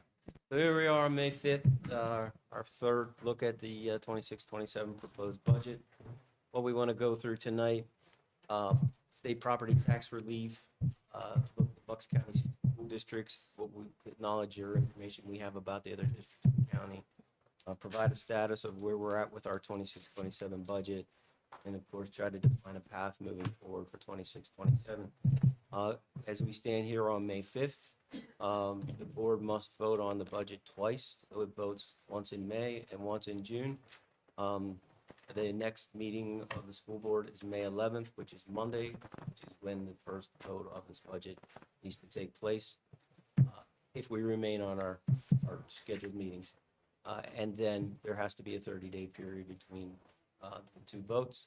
Has to be time for public inspection of the budget. We will put it on display here and in DAO, and we will also put it on the website for public inspection. And it must be done on the state-defined budget form, which Mr. DeRiso is working on putting that together. So we will have that for you, the budget on that form for the vote on Monday, May 11th. Looking at property tax relief dollars, we learned on May 1st that the state will increase our property tax dollars by roughly $56,000 this year. We are waiting for the numbers of approved homesteads and farmsteads from the Bucks County Assessment Office. That information will come later this month. So based on last year's homestead and farmstead numbers, the roughly $56,000 increase would mean an increase of about $4.64 per property. We will get more information as the month goes on, and we should be able to have final information for our June meetings on homestead, farmstead. The board will be able to pass those resolutions, move forward. The projected, we took a look at projected tax increases across the county. This information was shared by my colleagues throughout the county and the school districts. Most districts are at the Act 1 index. Some districts are above the Act 1 index. Central Bucks is above the Act 1 index. They're going for exceptions for an additional 2.2%. New Hope is above the Act 1 index by 2.5%. So pretty much all the districts within the county are either at the index or above for tax increases in the coming year, with the exception of Palisades. You explain Palisades? Understood they're pretty much do that every year? Or Palisades every pretty year? much does a very small tax increase every year. Every year. They go in 1% or 1.5% increments on a yearly basis. They don't ever do no increase? I don't. But we can see on the spreadsheet. Okay. I have a little bit, but No. again, I just will preface this. This is projected. This is information from my colleagues, which are the business administrators, the CFOs in these school districts. Shared out, not necessarily what the school boards have approved yet. It's what my colleagues believe will be happening in their district. And all of this will shake out through the month of May and through the month of June. So I'll just preface it with that. Let me see your highlight up there. Mr. Bell. Projected. Yeah. So looking at and I had this slide in last month. I thought it would be important to put it back in, looking at the tax increases over the number of years throughout Bucks County School District. And looking at Palisades and Shores, it looks like in that time period, there were 2 years that They did not. all the rest were. But moving on to the Act 1 index, the tax rate impact of the Act 1 index for Pennridge this year. Mr. Dauber, can you just go back for a second? I just want everyone to take a quick look at that. So yellow, just go over this a little. Yeah, so yellow means it's a year that there's a tax increase in that particular school district. Okay. So for the current school year, 25-26, only one district, Bristol Borough, that is located in Bucks County, Small. did not have a tax increase. I always put Souderton on there because they're our next door neighbor. And also there's a little bit of North Penn that is in Bucks County, which is our neighbor. But for the last year, every district except for Bristol Borough had a tax increase. I will also point out that New Hope, Solberry, and Palisades are the only 2 school districts in Bucks County with a lower tax rate than Pennridge. Yeah, I also wanted to add specifically Central Bucks.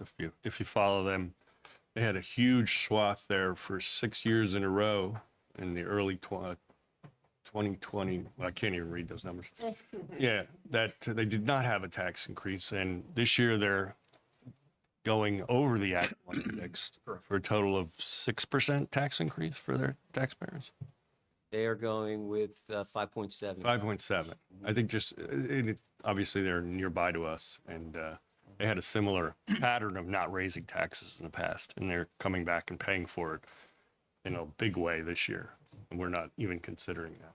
Right. And I would point out that in that same light, Mr. Wer's New Hope, who is one of the districts that has a lower tax rate than Pennridge, is actually get 6% this year, 3.5 plus another 2.5. So the lack of revenue, both at state and local level, is impacting every district in Bucks County, not just Obviously. I think it's just good information to share with you. Mhm. That you can see what's happening throughout the county. This actually shows that Central Bucks did do tax increases starting 21, 22. Yeah, but they had a period of 6 or 7 years without any tax increases. That's what my point was. No, they have been increasing it. Last year, they were at the Act 1 also. They're playing catch up. Any other questions with this one? Ready to go? Thank you. Okay, so moving along, this is the Act One index tax rate impact for our district for 26-27 budget year. What is allowed? The Act One index is an additional $3.2 million. So I've shown you this slide, each budget presentation, and it's in here for your knowledge. So what we have changed on our revenue side since April 13th, I told you about the increase in the state property tax reduction money, almost 56,000. That must go with a corresponding decrease in the current real estate tax, as that money comes in, it's distributed to taxpayers that qualify for the homestead farmstead exemption through a reduction in the assessed value on the property tax bill. So that $55,000 increase is then offset with a $55,000 decrease in the real estate tax. Two other changes we made since we do have changes in salary again. We have also then went back and changed the state share Social Security and retirement contributions, which come back to the district, because they pay state reimburses district 50% of those two line items. So overall, total changes in revenue is another decrease, $2,575 since the last budget presentation in April. So moving on to expenditures. At the end of the last meeting, the school board and some members of the public asked for a look of what could be done in order to reach the $5.8 million deficit that we had last month, and what could be cut in order to make up that deficit and not have to increase revenue. So here's a list of items that Cabinet worked on to come up with a way to actually exceed the $5.8 million in costs. There are some of these that we have worked into this budget already, and I'll show you those on the next slide. But some of these potential cuts go into programming, educational programming, and they impact the classroom. They also impact students in clubs, athletics, band activities. They also impact our maintenance department. There is just a very wide gamut of potential eliminations or reductions or rollbacks. These are all items, educational items that aren't mandated by the state, but they are very much a part of our students' education. I just wanted to comment on that. The one thing the board asked the administration to do is, okay, if we want to fix this problem on this budget suck, what do we have to do? Okay. We know that some districts have cut some valuable programs to balance their budget. And one of the things that's very important to us and to myself too is we will lose money this year. We won't be able to cover what we send, but we have budgeted reserves.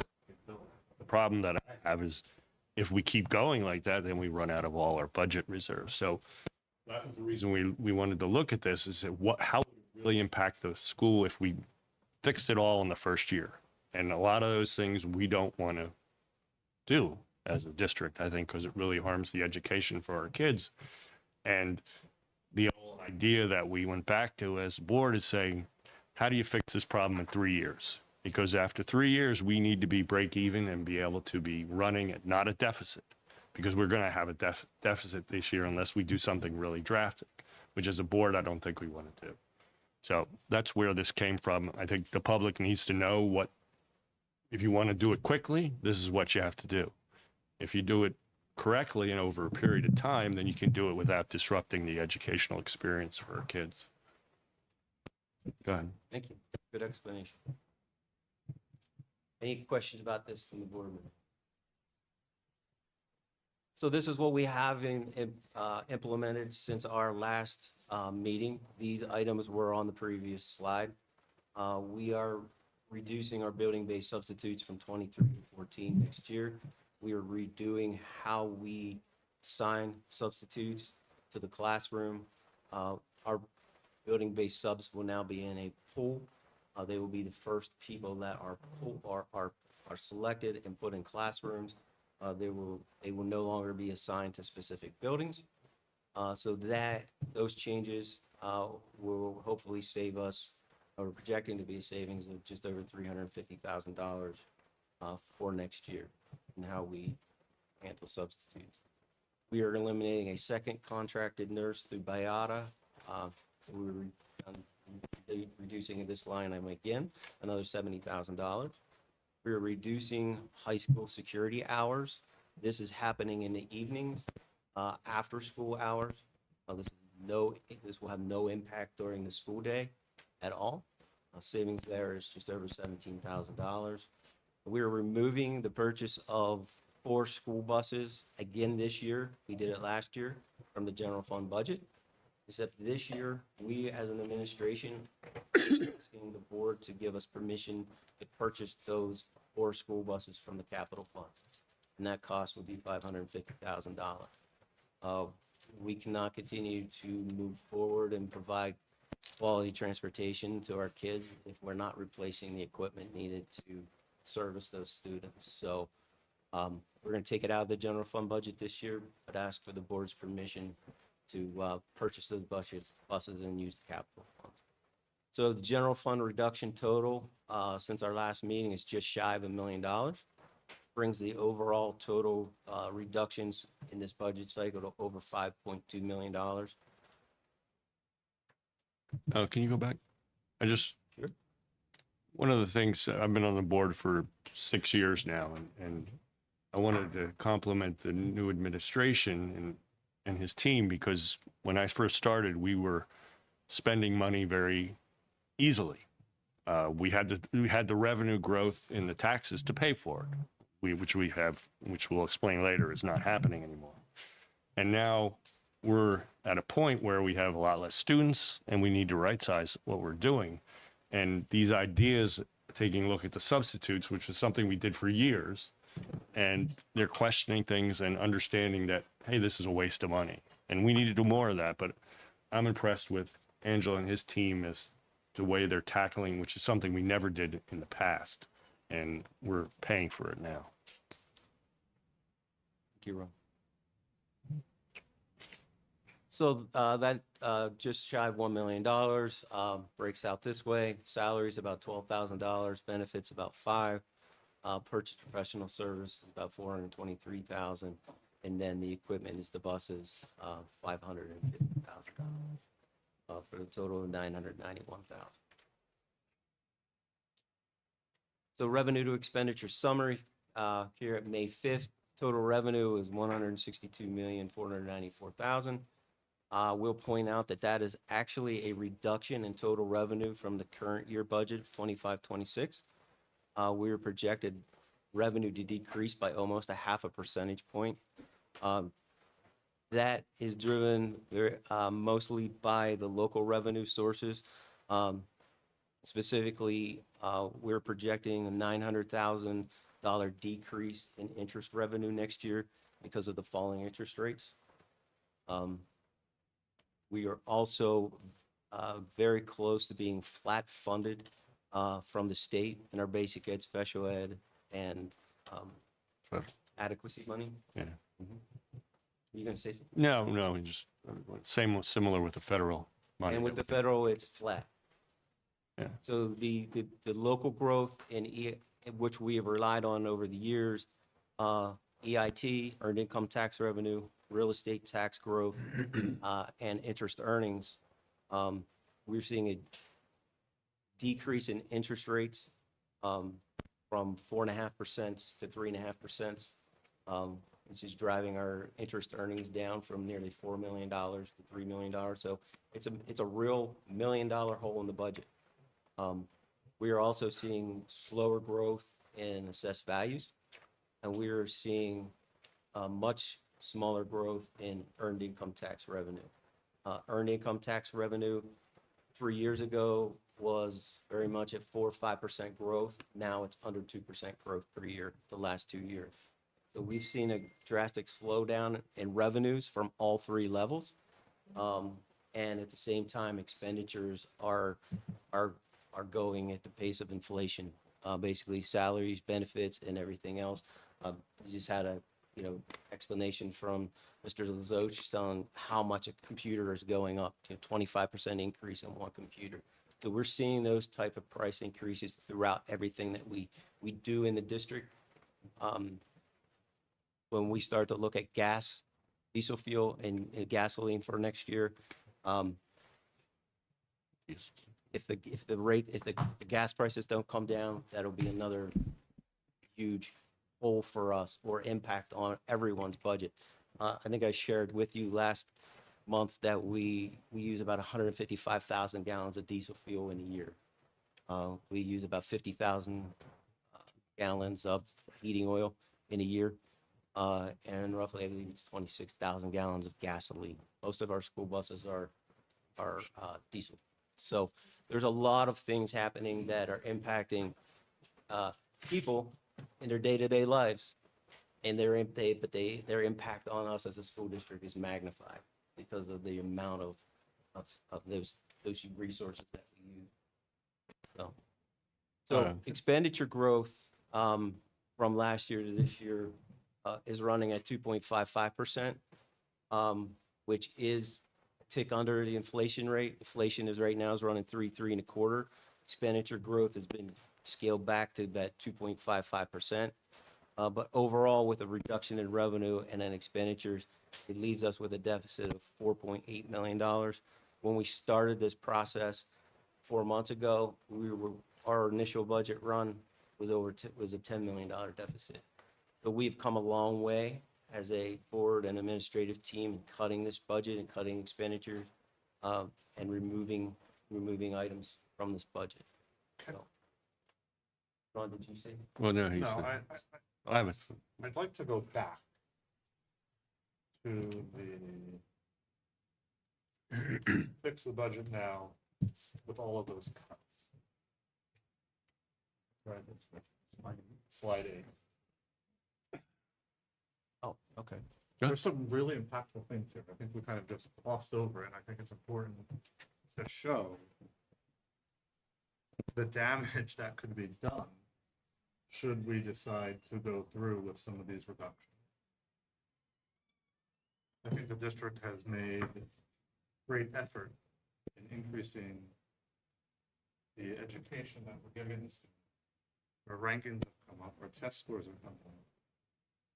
And devastation that would happen to this district if we eliminated 27 positions in family and consumer sciences, world language, MTSS, nursing, gifted instructional coaching, producing 7 STEM program positions that we, are bringing a new system with a grant into the middle schools.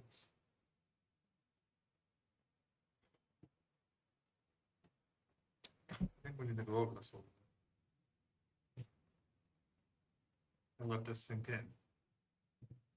That this is what we're looking at eliminating.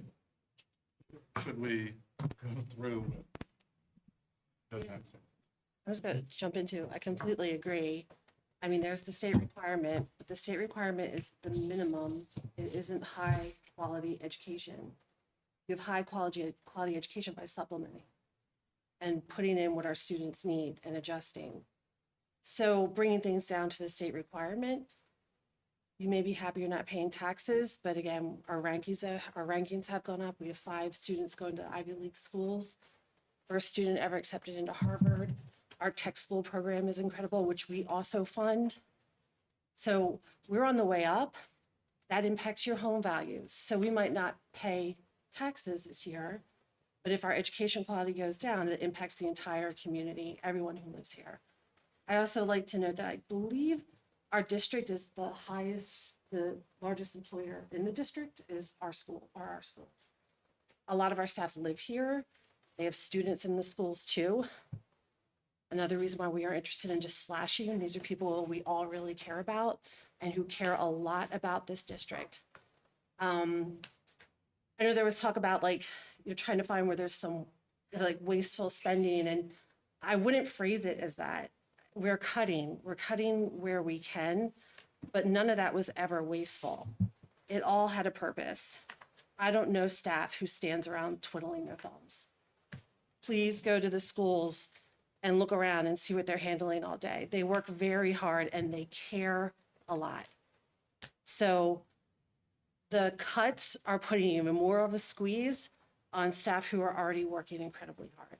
Staff who are already paying for their own supplies half the time, asking classrooms and parents to help supplement things they need for their rooms. So I just want that to sink in too. It's not just about a numbers game. These are people who live here, and it'll impact your students and it'll impact your homes and the value of your homes. This isn't just a business. The school district and how we are perceived and how we can attract new families in here impact the entire community. We're not manufacturing. No, yeah. You know. Like, we don't want to see any business go away, but like, if the school district starts declining, the community goes down with it. I think that, you know, when you look at the broader community, a lot of people who return back here, and we're sending somebody to Harvard.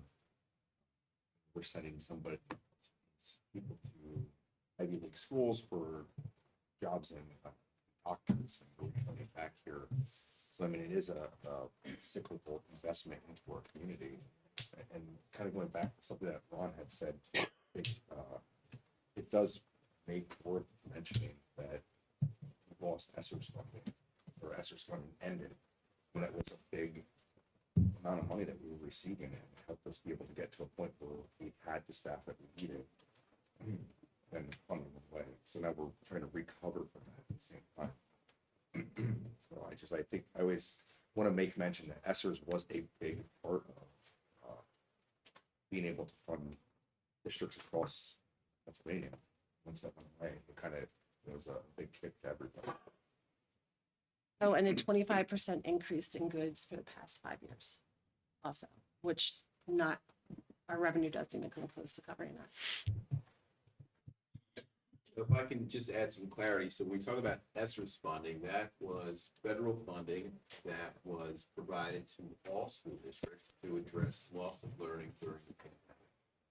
The school districts, it was in the best interest for school districts at that time to adopt various platforms, hire additional staff, and it made sense at the time. But that funding is no longer with us, and you have some school districts, there was a sugar high from having all this extra funding. So we add a list of reductions here. These are not our recommendations, but I want to be clear, these are not our recommendations. We're not recommending to the board to cut the 7 STEM positions. Last month's school board meeting, there was a parent that came out, talked about the Fab Lab competition. Various, all 3 of our middle schools were represented. And these students are not only at the middle school level, elementary level. If we're going to be truly competitive on the global stage, we need to have innovative programs. We need to have staff, teachers that want to come here and attracted, be part of an excellent school system that pays well. So we're not recommending cutting these types of things. You look at like reduction of student supervision, it's playground aides, it's cafeteria aides at the elementary level. They are our eyes and ears, and they do fantastic work. I'm not going to sit here tonight and recommend cutting these positions, but the exercise and task that we were given was, if we were going to balance this budget, what do we need to do? If you couple all this with, Mr. Dauber just talked about, rising fuel costs, that's a real issue in this community right now. Farmers, people who are working, may not have high financial needs, that are paying $1 more per gallon gas, diesel, home heating oil. So if you think about that and you look at a school system, I calculated, my math isn't great, over 200,000 gallons a year. Yes, sir. So that's, right now, if things don't change with respect to geopolitical issues in our world right now, that's a real cost for us that we don't even have budgeted right now. Correct. So things, like this past year, how many snowstorms did we have? I think 4 or 5. These storms occurred on a Sunday. We have collective bargaining agreements. If we ask folks to come in on a Sunday, we pay them double time. That's a negotiated benefit that school boards have approved. So in order to get our buildings and our sidewalks and everything adequately cleaned, ready for our kids to return to school, to have a safe environment, it costs extra money. And there is not a school district that every time, because these phones, when we go on here, my news feed, all I get, looking at financials of various districts, this isn't just a Pennridge issue. Look at the Commonwealth, the rising special education costs. Here is talking about school choice. The gentleman made a comment earlier about cyber charters, but we have issues with rising health insurance costs. So costs are going up, but state funding is remaining flat. It's remaining flat.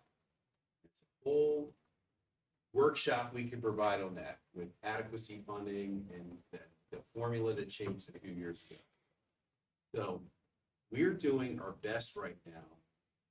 Presented last night about a potential consolidation of buildings. Been asked by the board to look at cost containment measures to deliver the best public education possible for our kids. That's our why, is our students. And if we start taking away all of these programs and do it too quickly without methodically thinking through these things, our kids ultimately suffer. And I think team, or teaching staff, everything, try to preserve programs that we have that are working. We're looking at everything and looking at return on investment. But I think if we slash and burn everything, this district will go back 2 to 3 steps. We're trying to get positive momentum. I heard some Ivy League acceptances, but we have a robust partnership with the tech school program. Kids are thriving in this district. Look at the board meeting. We had a student of the month that attends the tech school. She's going to the University of Pittsburgh. She wants to become a veterinarian one day. There's excellent programming happening here. The receipt of a $1.5 million grant from the U.S. Navy because they believe in this school district in providing access to the best equipment, to the best teaching possible for our kids in public education. So we have spent an inordinate amount of time. Keeps me up at night. I don't feel good about asking for more money, but this is our reality right here. We think that bringing this down to, what is the final number, Mr. Dauber? Deficit tonight? You can go to that. I don't want to misquote out there. 4.8 million. 4.8 million. But that does include a what transfer to capital projects? What's in that? Is that in that? Yeah, how much is that? Well, the bus, no, But the total Buses are out. but you have what for the budget? What would be What's in budgeted for capital projects and then Oh. what's in this number now is this 0.1 million. what, 6.1 million? Which, so if you didn't give anything to capital projects, you would get rid of that deficit. Right. Right. We don't want to do that, obviously, because then all our buildings fall apart. But I just want to make sure everyone's aware of that because over the last 10 years, we spent an average of $5 million on capital projects to keep our buildings running. And we can debate how well they are, but I think most people think our facilities are in pretty good shape. We obviously have some work to do on that. So that 4.8, if is not actually, that includes a $6 million transfer. And we may want to consider doing less than that for a year or two because we do have a fund balance, but it comes back to fixing that problem within 3 years, so we don't have to do that in the future, because you will run out of fund balance. Correct. Okay, I just want to make sure everyone's aware of that.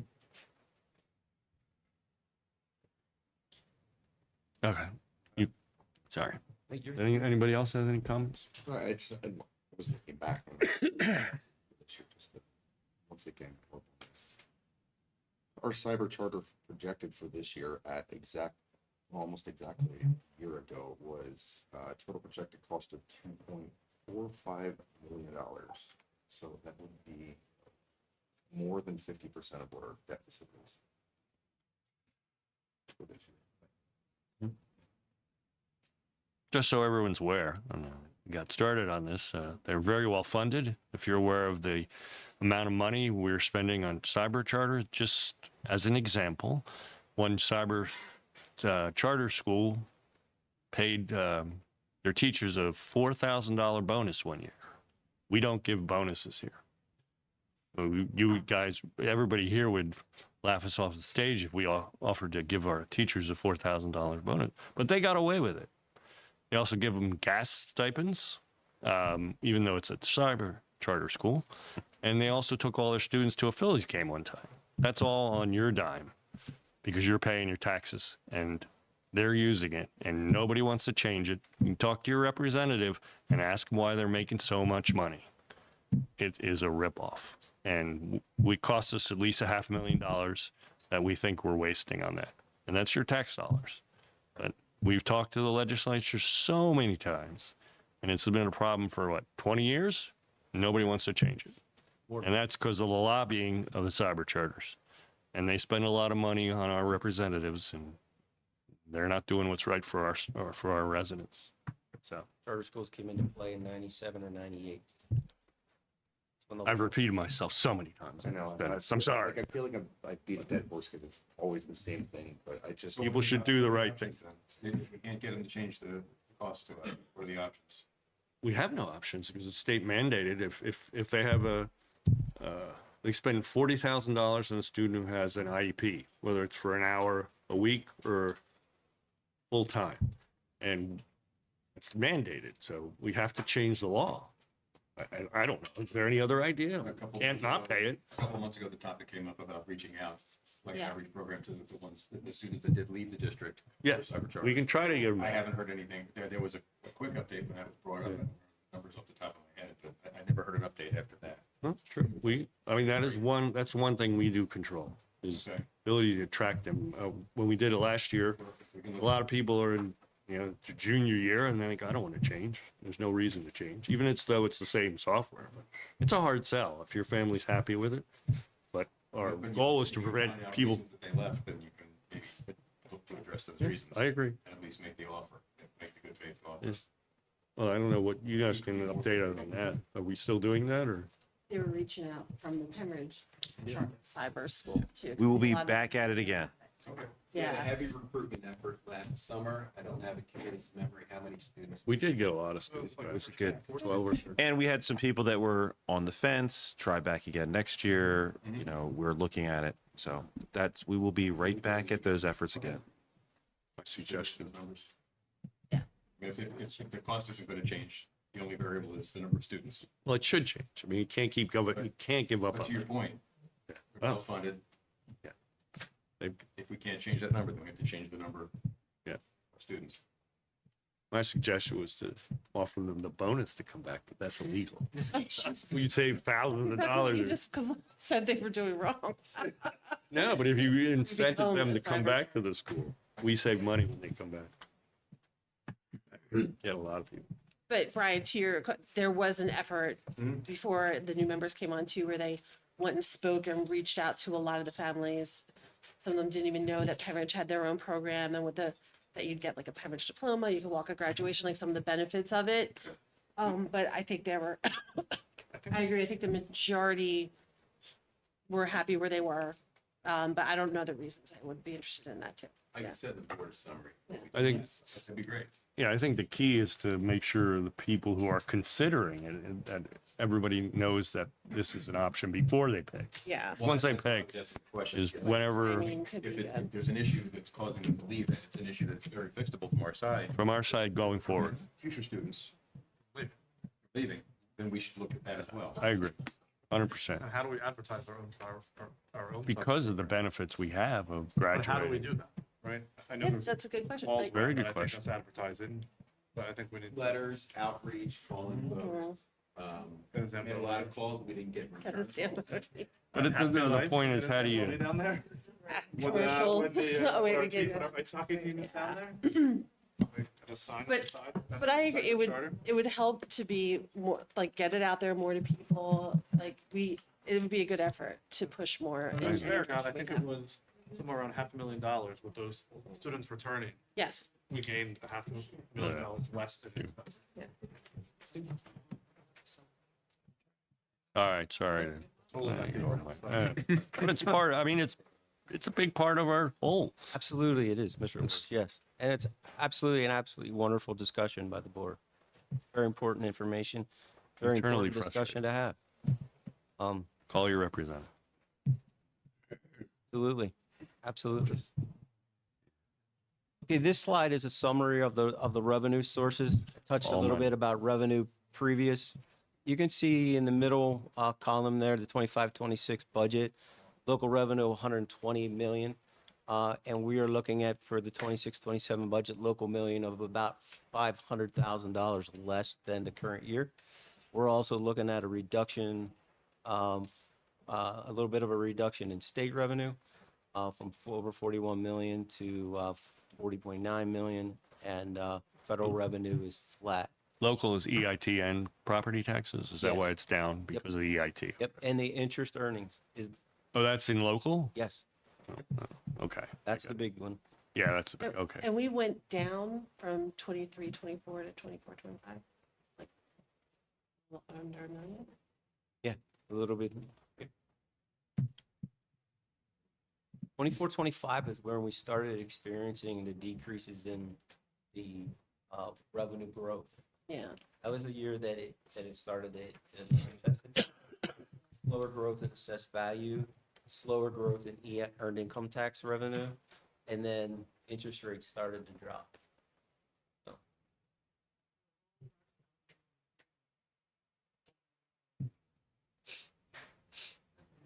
So the expenditure summary, this is broken out into all the object summaries. So the total expenditures of $167,317,000. And you can see each line item up or down there. The object summary, again, nearly 72% of the school district's budget goes into salary and benefits. Very heavily on a personnel side of our expenditures. So in summary, original budgeted expenditures over $172 million. We've cut that down to current total budget expenditures of 167.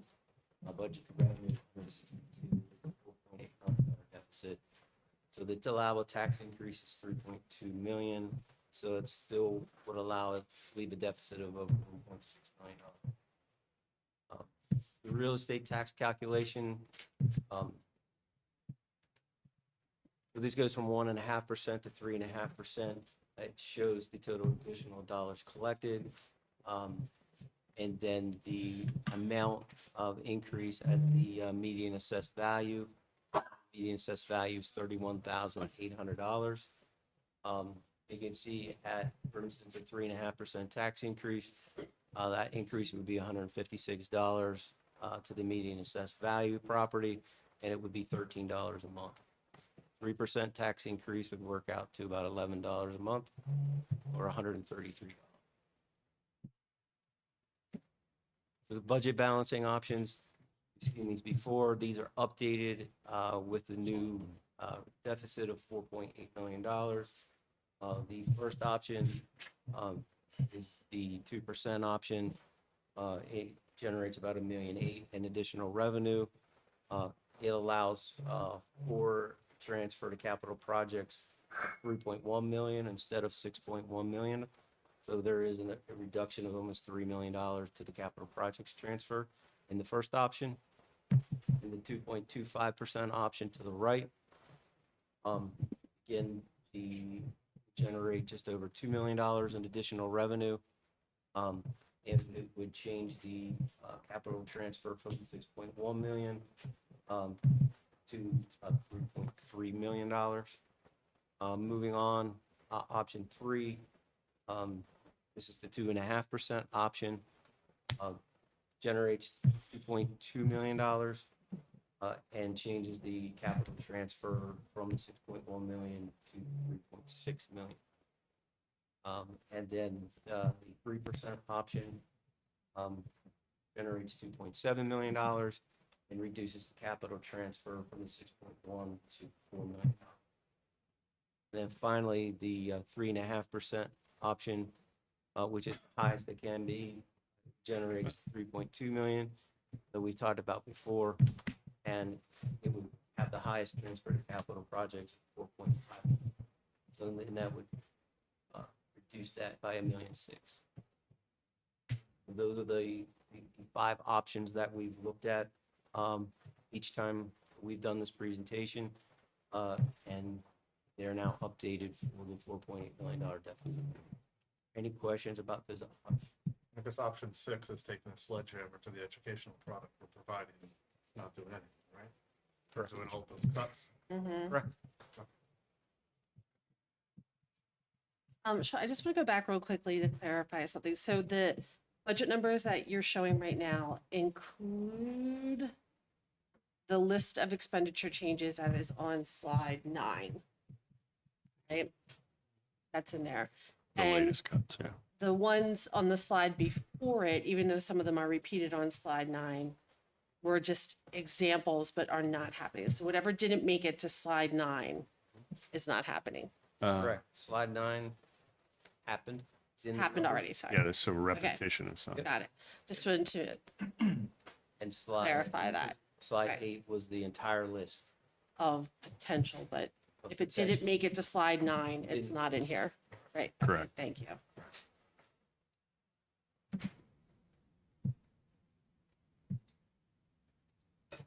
This is a 3-year forecast summary. What this does is it looks at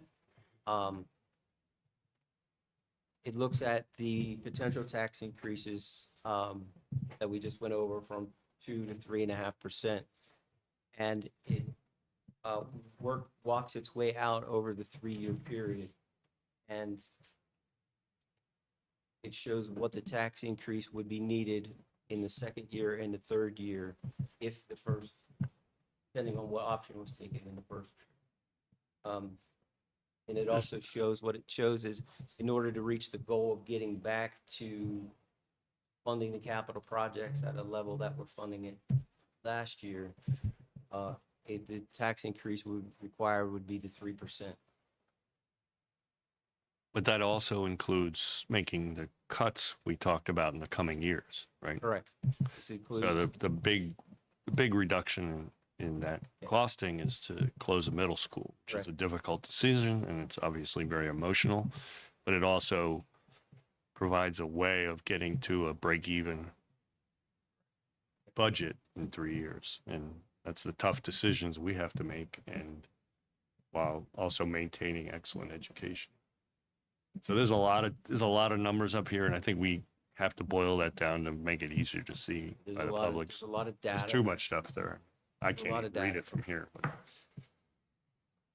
But I think that the exercise we did here from the board's perspective was to see how do you make this self-sustaining in the future, even if we're going to lose some money this year and fund it with our fund balances, which we can't do forever.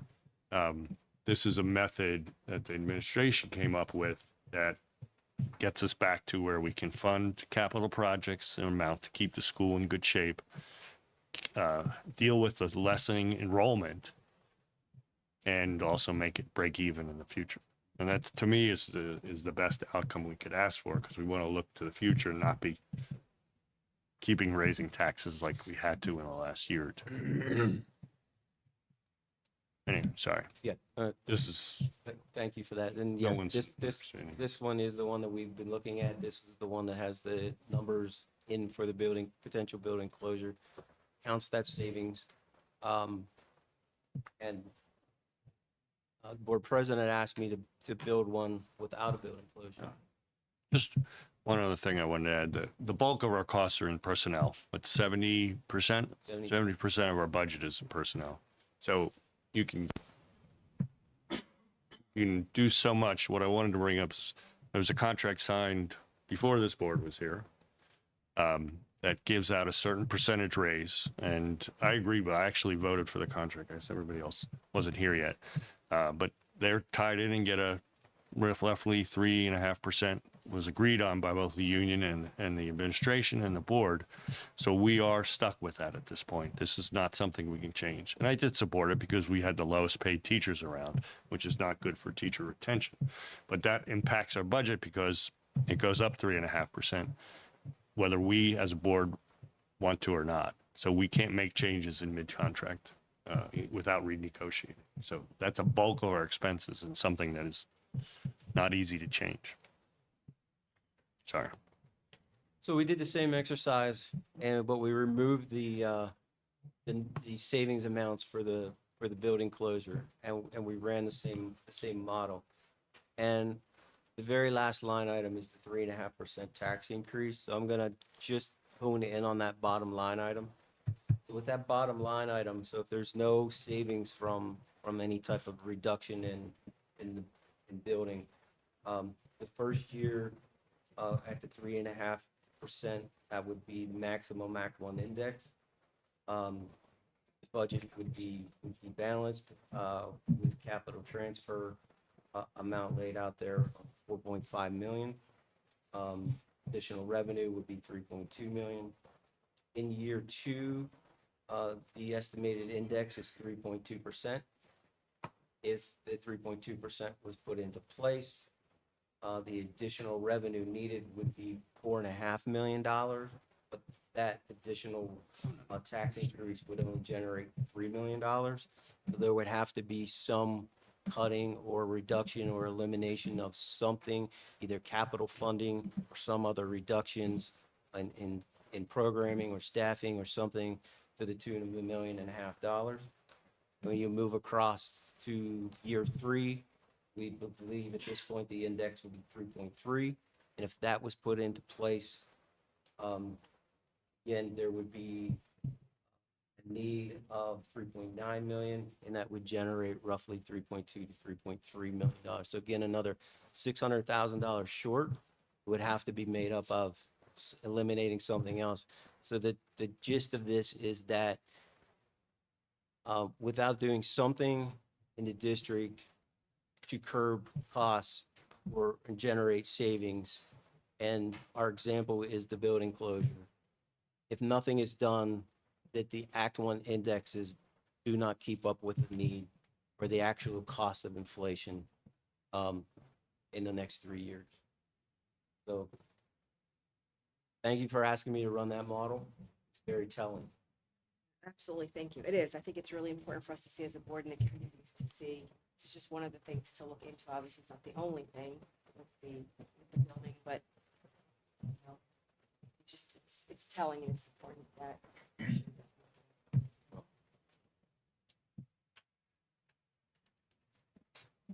So the timeline, May 1st came and went, and we received our information from the state for our property tax allocation. We talked about that.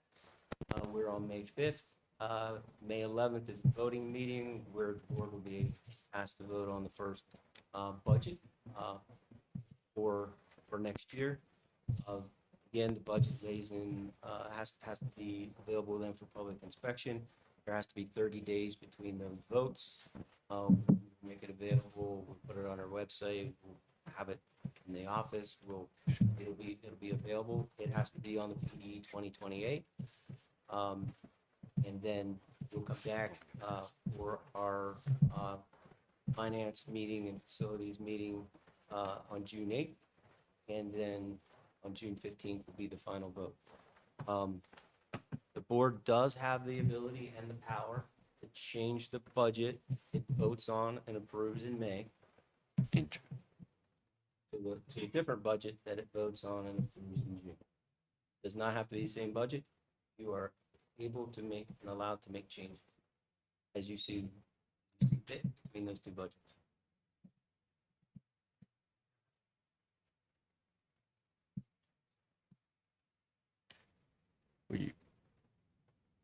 We in the discussion phase too? Yep, we're in the discussion phase. So I guess the big question is you put a lot of different scenarios up there. 2.5 per two. And what is, from a financial and from an administrative standpoint, what do you think we should do next year as opposed to what we think?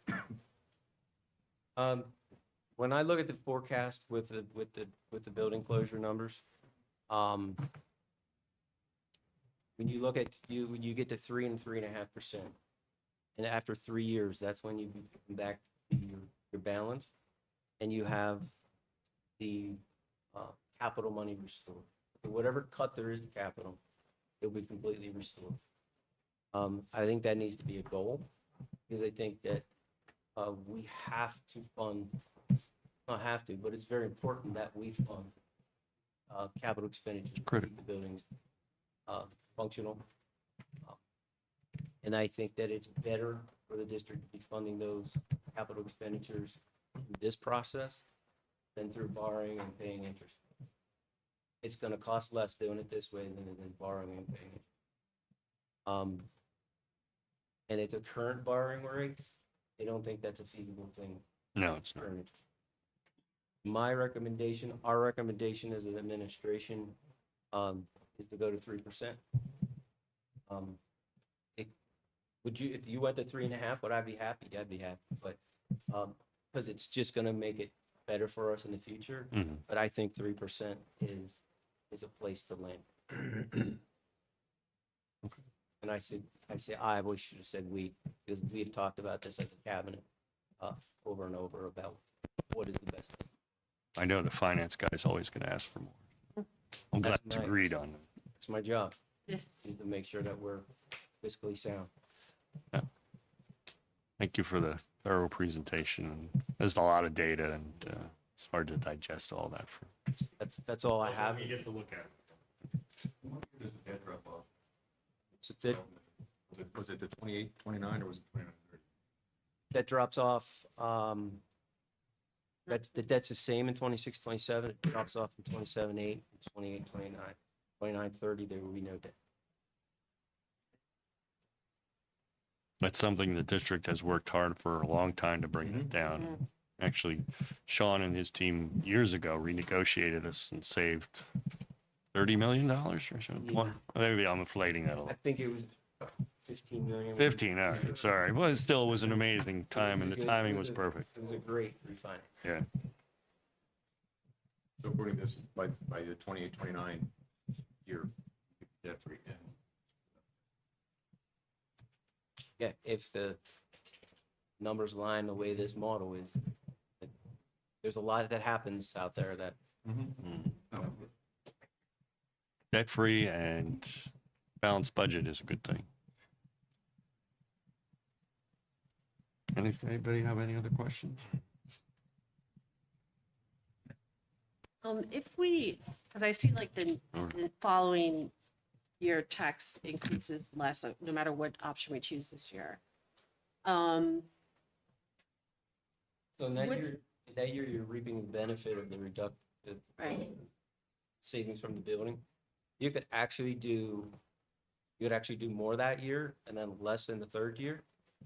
But I tried to show it the way it was flowing down, and what was needed to balance each year. And then as you go through, you can see that capital money coming back. It's at 6.1 this year. If you go to 3, it'll be at 4 million next year. So we're down $2 million in our capital. But you can see by the end of the third year, that's back. Back up to where we were prior. So that's why it looks that way in year 2.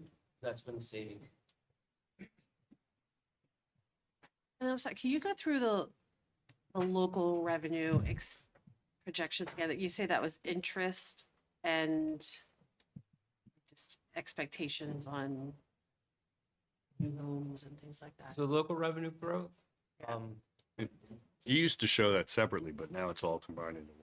No, it's here. It's, No, it's combined. oh, you mean like the Previous real estate presentations showed versus interest? interest. Okay. previous 'Cause it's just presentations, we lots had it all broken out, and we try to, as we get further into the spring, we try to kind of collapse some of Yeah. that and not give you so much data that's so overwhelming, but, so local revenue, what's happening there? What the main drivers in local revenue, of course, the biggest is real estate taxes. Real estate taxes is it's the only local revenue that you as a board, we as a school district, we as a community have any control over. It's the only local revenue source that the state will allow you to change. By allowing you to change it, I mean set the tax rate. Other than that, everything is set in state law, and you have to follow that. So, what drives real estate taxes, which by far is our largest revenue source, close to $90 million, the assessed value and the real estate millage rate. The assessed value is driven off of all the buildings, all the land in the school district. Every piece of property has an assessed value to the assessment office there. That assessed value is based on values from 1972 or 1971. That assessed values are as old as I am. So the assessed values that old. The new properties built now, they're trying to figure out what that property would be valued at in 1972. So you have assessed values, the median assessed value is $31,000. That $31,000 median assessed value of home, is probably a home in this school district that's over $500,000 on the market. So that is the vast disparity in assessed value versus market. I'm sorry, what did you say? Like a $500,000 home would be about how much? So that median assessed value is $31,800 right now. It's probably a $500,000 home Okay. in our school district. So I'm trying to figure. So that would be like 33 new $500,000 homes would give us $1 million. Am I overselling? Yeah. Am I, okay. That median assessed value home probably has a tax bill of about, from the school district, about $5,000, $5,000 to $6,000. Oh, I was doing the home value. Oh, geez. So it's even less. So if it's reassessed, what will happen is the assessed So value. 200 homes. And they will go up to market value. But the real estate tax rate, the millage rate must come down. There cannot be a windfall. Yeah. There used to be the school district increased that by 10%, but that has went away. So you have to be within a certain percent of what your real estate tax collections are from year to year. So as assessed back, so reassessment happens, it goes up, the real estate rate has to come down, right? So all that assessed value is controlled somewhere else. The only thing that you have control over as a school board, or the county commissioners, or the local township supervisors is the millage, right? So your only way as a government body to raise real estate taxes, to change that millage.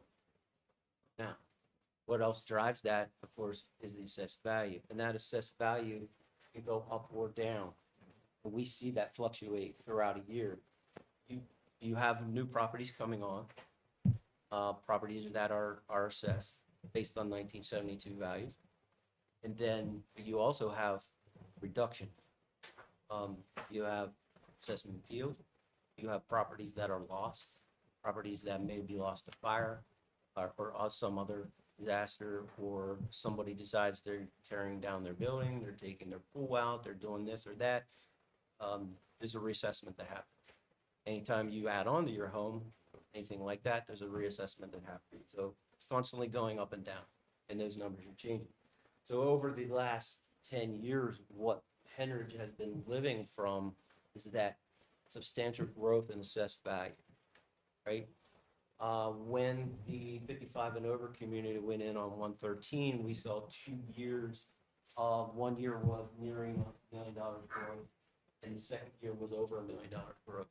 So over a 2-year period, we saw over $2 million in growth in real estate taxes without changing the real estate tax rate. It was just one development coming in.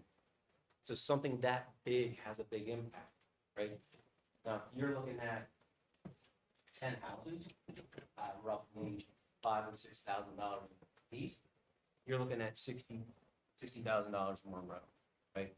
So large structures, like the large buildings at the airport that were put in, they're $250,000 tax bill revenue for the district, right? So something that big creates that impact. So we went through a period of a lot of growth, and that has, the last 2 years has dramatically decreased. So that's the problem with real estate, right? The other problem, the second largest local revenue is earned income tax revenue. So we're about $20 million in earned income tax revenue, a little better than that. 10 years ago, 11 years ago, when I got here, that was 13 and 14 million. That's grown to 1.2 million. Looking at my buddy in the back corner that knows all the numbers right now. 23. So we went through, after COVID, we went through a period of 6, 7, 8% increases on those numbers. Great growth, built those into the budget. So for the last 2 years, that growth has been 1.8%. There's also a COVID bump too. There was definitely a COVID bump. There was definitely a COVID bump. People working at We saw a lot of people working here during COVID that perhaps maybe are not working here anymore. When you go back to the city to work, the city gets all the tax. It's called the Sterling Act. Someone works in Pennridge, lives in Pennridge, and they work anywhere but Philadelphia, their earned income tax comes back to Pennridge. If they work in Philadelphia keeps all that earned income tax, and the locality where the person lives gets nothing. So I think what we've seen is some folks go back to the city to work after that were potentially working here, and so we've seen that slow down. And then the third impact that we're seeing on local revenue is interest earning. We were over $4 million a year in interest earning. And that's why you have strong reserves, you have capital funds, and then we also get the vast majority of our local revenue early in the fiscal year. So we have real estate taxes. Real estate taxes are billed on July 1st. July and August is a discount period, so we get the vast majority of the discount period. So we take those funds and we invest them throughout the year. Again, another job with the Director of Finance, does an excellent job with the investment plan throughout the year. We invest those funds and we draw that interest. That interest is a part of our general fund budget. It is a line item in our general fund budget, $4 million. So interest rates we were 4.5%. We're now down to 3.5, between 3.5. We've lost an entire percentage point in interest. And it's down $1 million. So that's real money in our budget. It's not big, it's not made up, it's real money. We rely on that to run the district. So we have that impact. We have to put that in the budget. So those are the three major local revenue drivers that are impacting us right now. I don't know who asked that question, but I hope I answered. Mm-hmm. Oh, you, yeah. Yeah. That was pretty thorough. Okay. No, I appreciate it. I did one more question around the taxes. So it's only new homes that generate new revenue for us, right? Or additions to existing homes and stuff like that. But if a home is sold, if a new family moves into an existing home, they're paying the same. Correct. I was about to, I was about to do this. The same Chunk of the thing. realty. There is a Oh, real there's- estate transfer tax. Okay, Yeah, which we, There's a real estate transfer tax. We get 0.5% of the tax. okay. Okay, I guess I was gonna. So the more selling we get, The 2% when it's bought or sold, yeah. 1% goes to the state, the other half goes to the county. Then we And get then we've seen the that- final part of it. Okay. We've seen an impact in that line item, Yeah, high interest rates. You know, everybody who had a house during COVID, everybody refinanced, everybody's sitting on an interest rate of 2-3%. I know. Why in the world would anyone move for 7% mortgage rate? Yeah. Right, so everyone's sitting tight right now, waiting. If you're moving because you have to, right? Or you're independently wealthy and you don't need it. Right? So, which are not me. So, Brian. so we are seeing. You. You, Brian. Yeah. So, you wouldn't be here tonight. if you- so we're seeing that impact too on our local revenue. Yeah. Because we're not seeing as much transfer tax revenue. So everything has an impact on, you know, everything else. Understood. Especially on the local, or in our local taxes. So it's like if I had a crystal ball and just knew this stuff would happen before it happened, we would be a heck of a lot better off, but I also wouldn't be here. I was gonna say you would be Right? I'd be rich somewhere on a. You betting on Moving stocks and around. shit. Yeah. Well, and that kind of piqued my curiosity and just trying to go back and look at what the assessment was. I purchased the home I'm in now in 2017, and from what I can see is that the assessed market value was about 9.5% of market value, and the median home in Pennridge School District was roughly 390,000, and it's now currently. Well, back up here. 490, I think. What's that? I just had it too, so I was looking at this. If the same home would be roughly $540,000, but that assessment value doesn't change. Yeah, Correct, it doesn't. so, Yeah. and I think that's the twofold issue is that these houses are going for more money, the assessment's not changing, so. Assessed value, market value are two very Right. completely different things. But I also think that, you know, somebody who has owned a home here for 10 years, 20 years, 30 years, they're looking at these home values that are through the roof, which for them is great, but nobody can buy a house in the district. So nobody's moving in, nobody's moving out. I think that kind of complicates where we're at right now. With the whole conversation kind of piqued my curiosity. In the last 9 years. Of course, we can't change that. Yeah. Only the county can Oh, do yeah, you do a reset. and that's politically tough. So we're stuck with it. Unless you add on or do something, we get reassessed. Yeah. Any other questions or anybody else? Thank you. Thanks for your time and thoroughness and all that numbers. Okay. Moving on to public comment. At the end of the meeting. Okay. First one up is Tim Pousley. Pronounce that right? Weird people. Hi, Tim Poosley from Who's, town. sorry. A lot of things that I was going to say, but I forgot half of it. As far as trying to raise money, the three biggest issues are your salaries that you have to pay out. Now, if we close the school, hopefully, next few years, it's not going to happen like this year. These are things that can be done down the road. Yeah. So if you're going to cut, administration or staff, you're going to save money there. I think it's a no-brainer to close that school from the trends of students going down. I think it's, a no-brainer. Another way maybe, and who knows, maybe 10 years down the road, we got to close an elementary school too. We don't know. We don't know what the trend's going to be. We were shown that chart about the schools that raise taxes for like 8 years in a row. Well, they're continuing to raise taxes. So we saved 8 years of not raising taxes. I think that was a pretty good. We say now, maybe we should have. And I think we need to stop saying one side did this, one school board did this. We're all trying to do the best things we can here. And these next couple things might ruffle some feathers, but I think it's the benefits, the insurance and the benefits for the administration staff. They got to start putting in some money. Just $100 a month, going to save you like $1 million right there. I've been paying my insurance for my whole life. You know, health insurance is, yeah, I know it's a big issue. There's a lot of people that have to pay into their health insurance. And I think at some point that can be negotiated in, they got to start doing it. I think they make enough money and they have enough benefits. They're doing well off, in my opinion, I think. And renters too. I think renters should pay a part into property taxes. Well, we say, well, the people that own the buildings are paying into it, but they're also being able to deduct that money. They're getting a benefit from being able to write off those property taxes. So I think renters, they're not going to like it, but I think they should chip in too.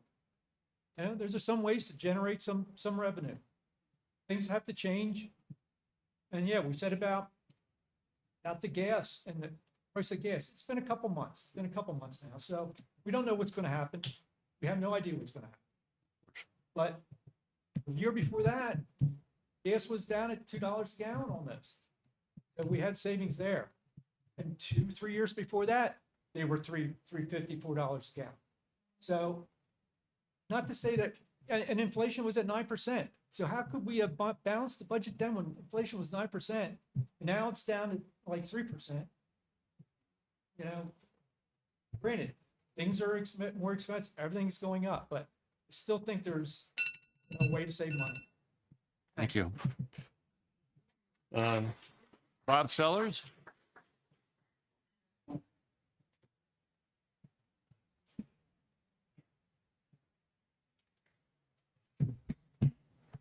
Bob Sellers, East Rock Hill. So I really do believe that you're doing the best job you can. I saw that list and I was so appreciative to see that list because I was ready to say tonight that you need to do a proposal that says that you have no deficit. And you did that tonight. But that list in the private sector, that list went right to many programs that are the teacher-student relationship.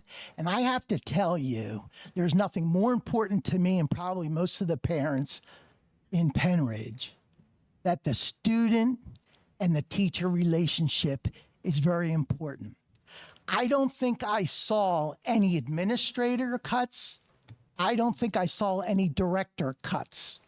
In the private sector, when we go through these restructuring, many times it's the layering of administration. So I would ask the board, now that you saw that, maybe look at it again with a different lens. And when you're looking at what the most important thing is, teacher-student relationship, there are other things that weren't in that list that you could look into. I also heard, and I believe this too, Pennridge being the largest employer in this community, I know many residents work for the Pennridge School District, but I hear a lot from the seniors in this school district with fixed incomes, single mothers. I hear from them. So I believe you're going to do a tax increase. I already see that coming. But there's going to have to be sacrifice on what the district is going to do with right sizing. And I would look at the top heavy of administrators and directors if I was the school board. So I just want to thank you for doing the work, and I just appreciate these efforts. Thank you.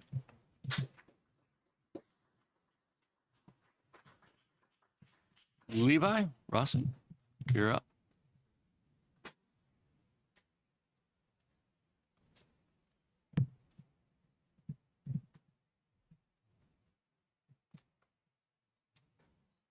Levi Rossetti, Bedminster, PA.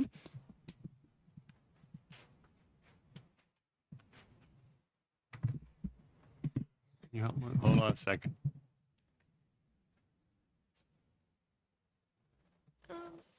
You can take it off too if you want. Yeah, it's good. All right. Thanks. Hi, everyone. I'd just like to start off by saying thank you for giving me the opportunity to come up here. Thanks for your time to hold this meeting and whatnot, to explain to the residents of Pennridge why this tax hike is coming up and what the allocations of the tax dollars will be. But first, I would like to point out that last year it was public knowledge that the health insurance cost of the Pennridge School District was absolutely ballooning, and right here I have it written down that it's mainly because of expensive weight loss medication like Ozempic being prescribed to staff, and it's my personal opinion that's not really. It doesn't really have to do with core education. It's more of a lifestyle perk that the citizens of Pennridge are now being forced to pay for. So I feel like it would be a better allocation of those dollars that would be going to weight loss medication and whatnot to maybe something like a health and wellness program that anyone can participate in, and that I feel like these kind of programs would be dollars better spent. And then my other point is going to be that I'm sure a lot of you are well aware that you recently proposed the full day kindergarten program, but what I have, and that's a great idea, but what I have down here is that it's known that the Pennridge School Board has a considerable debt owed across multiple past projects, and like you were explaining earlier about the $5.4 million deficit, was it? And I feel like before you guys open up a whole other program that is going to be eating up more of these tax dollars, maybe instead focus and allocate those tax dollars that would be going to the full day kindergarten to pay for those runoff costs, and then maybe it would be able to offset the amount of additional taxes that you would need to impose on the citizens of Pennridge. Now, to me, in closing, it simply makes more sense to keep the tax dollars within the school district itself, and perhaps to pay down the already looming deficit and hopefully offset the amount of taxes that the citizens of Pennridge will have to pay. And maybe to fund, like I said, a health and wellness program to lower your ballooning health insurance and payments for weight loss programs instead. And it doesn't, and it's my opinion, it doesn't just take a taxpayer to see this. I obviously don't pay taxes. I'm in 7th grade, but from what I observe, I'm actually homeschooled, so yeah. So I'm a 7th grade homeschooler, and obviously I don't pay taxes. But from what I observe, because I have a great interest in local and global politics, what I observe is that abusive tax dollars can happen on local as well as federal levels. And what I see here is not necessarily an abuse of tax dollars, but maybe more of a misallocation. So if we could instead maybe consider those couple of things I just mentioned and put the dollars that would be spent on things like the full day kindergarten and the weight loss medication, put that instead to some things that are more focused on improving the school and the quality of the education being given to the students. And I feel like by doing that, we could definitely ensure a better future for Pennridge youth and America's youth in general. Thank you very much. Thank you.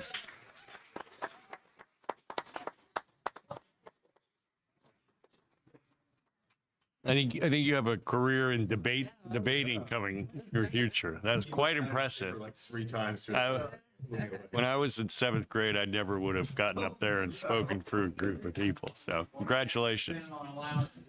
What's that? 1.5% on allowance. All right. That is it for tonight. The next Finance Committee meeting is scheduled for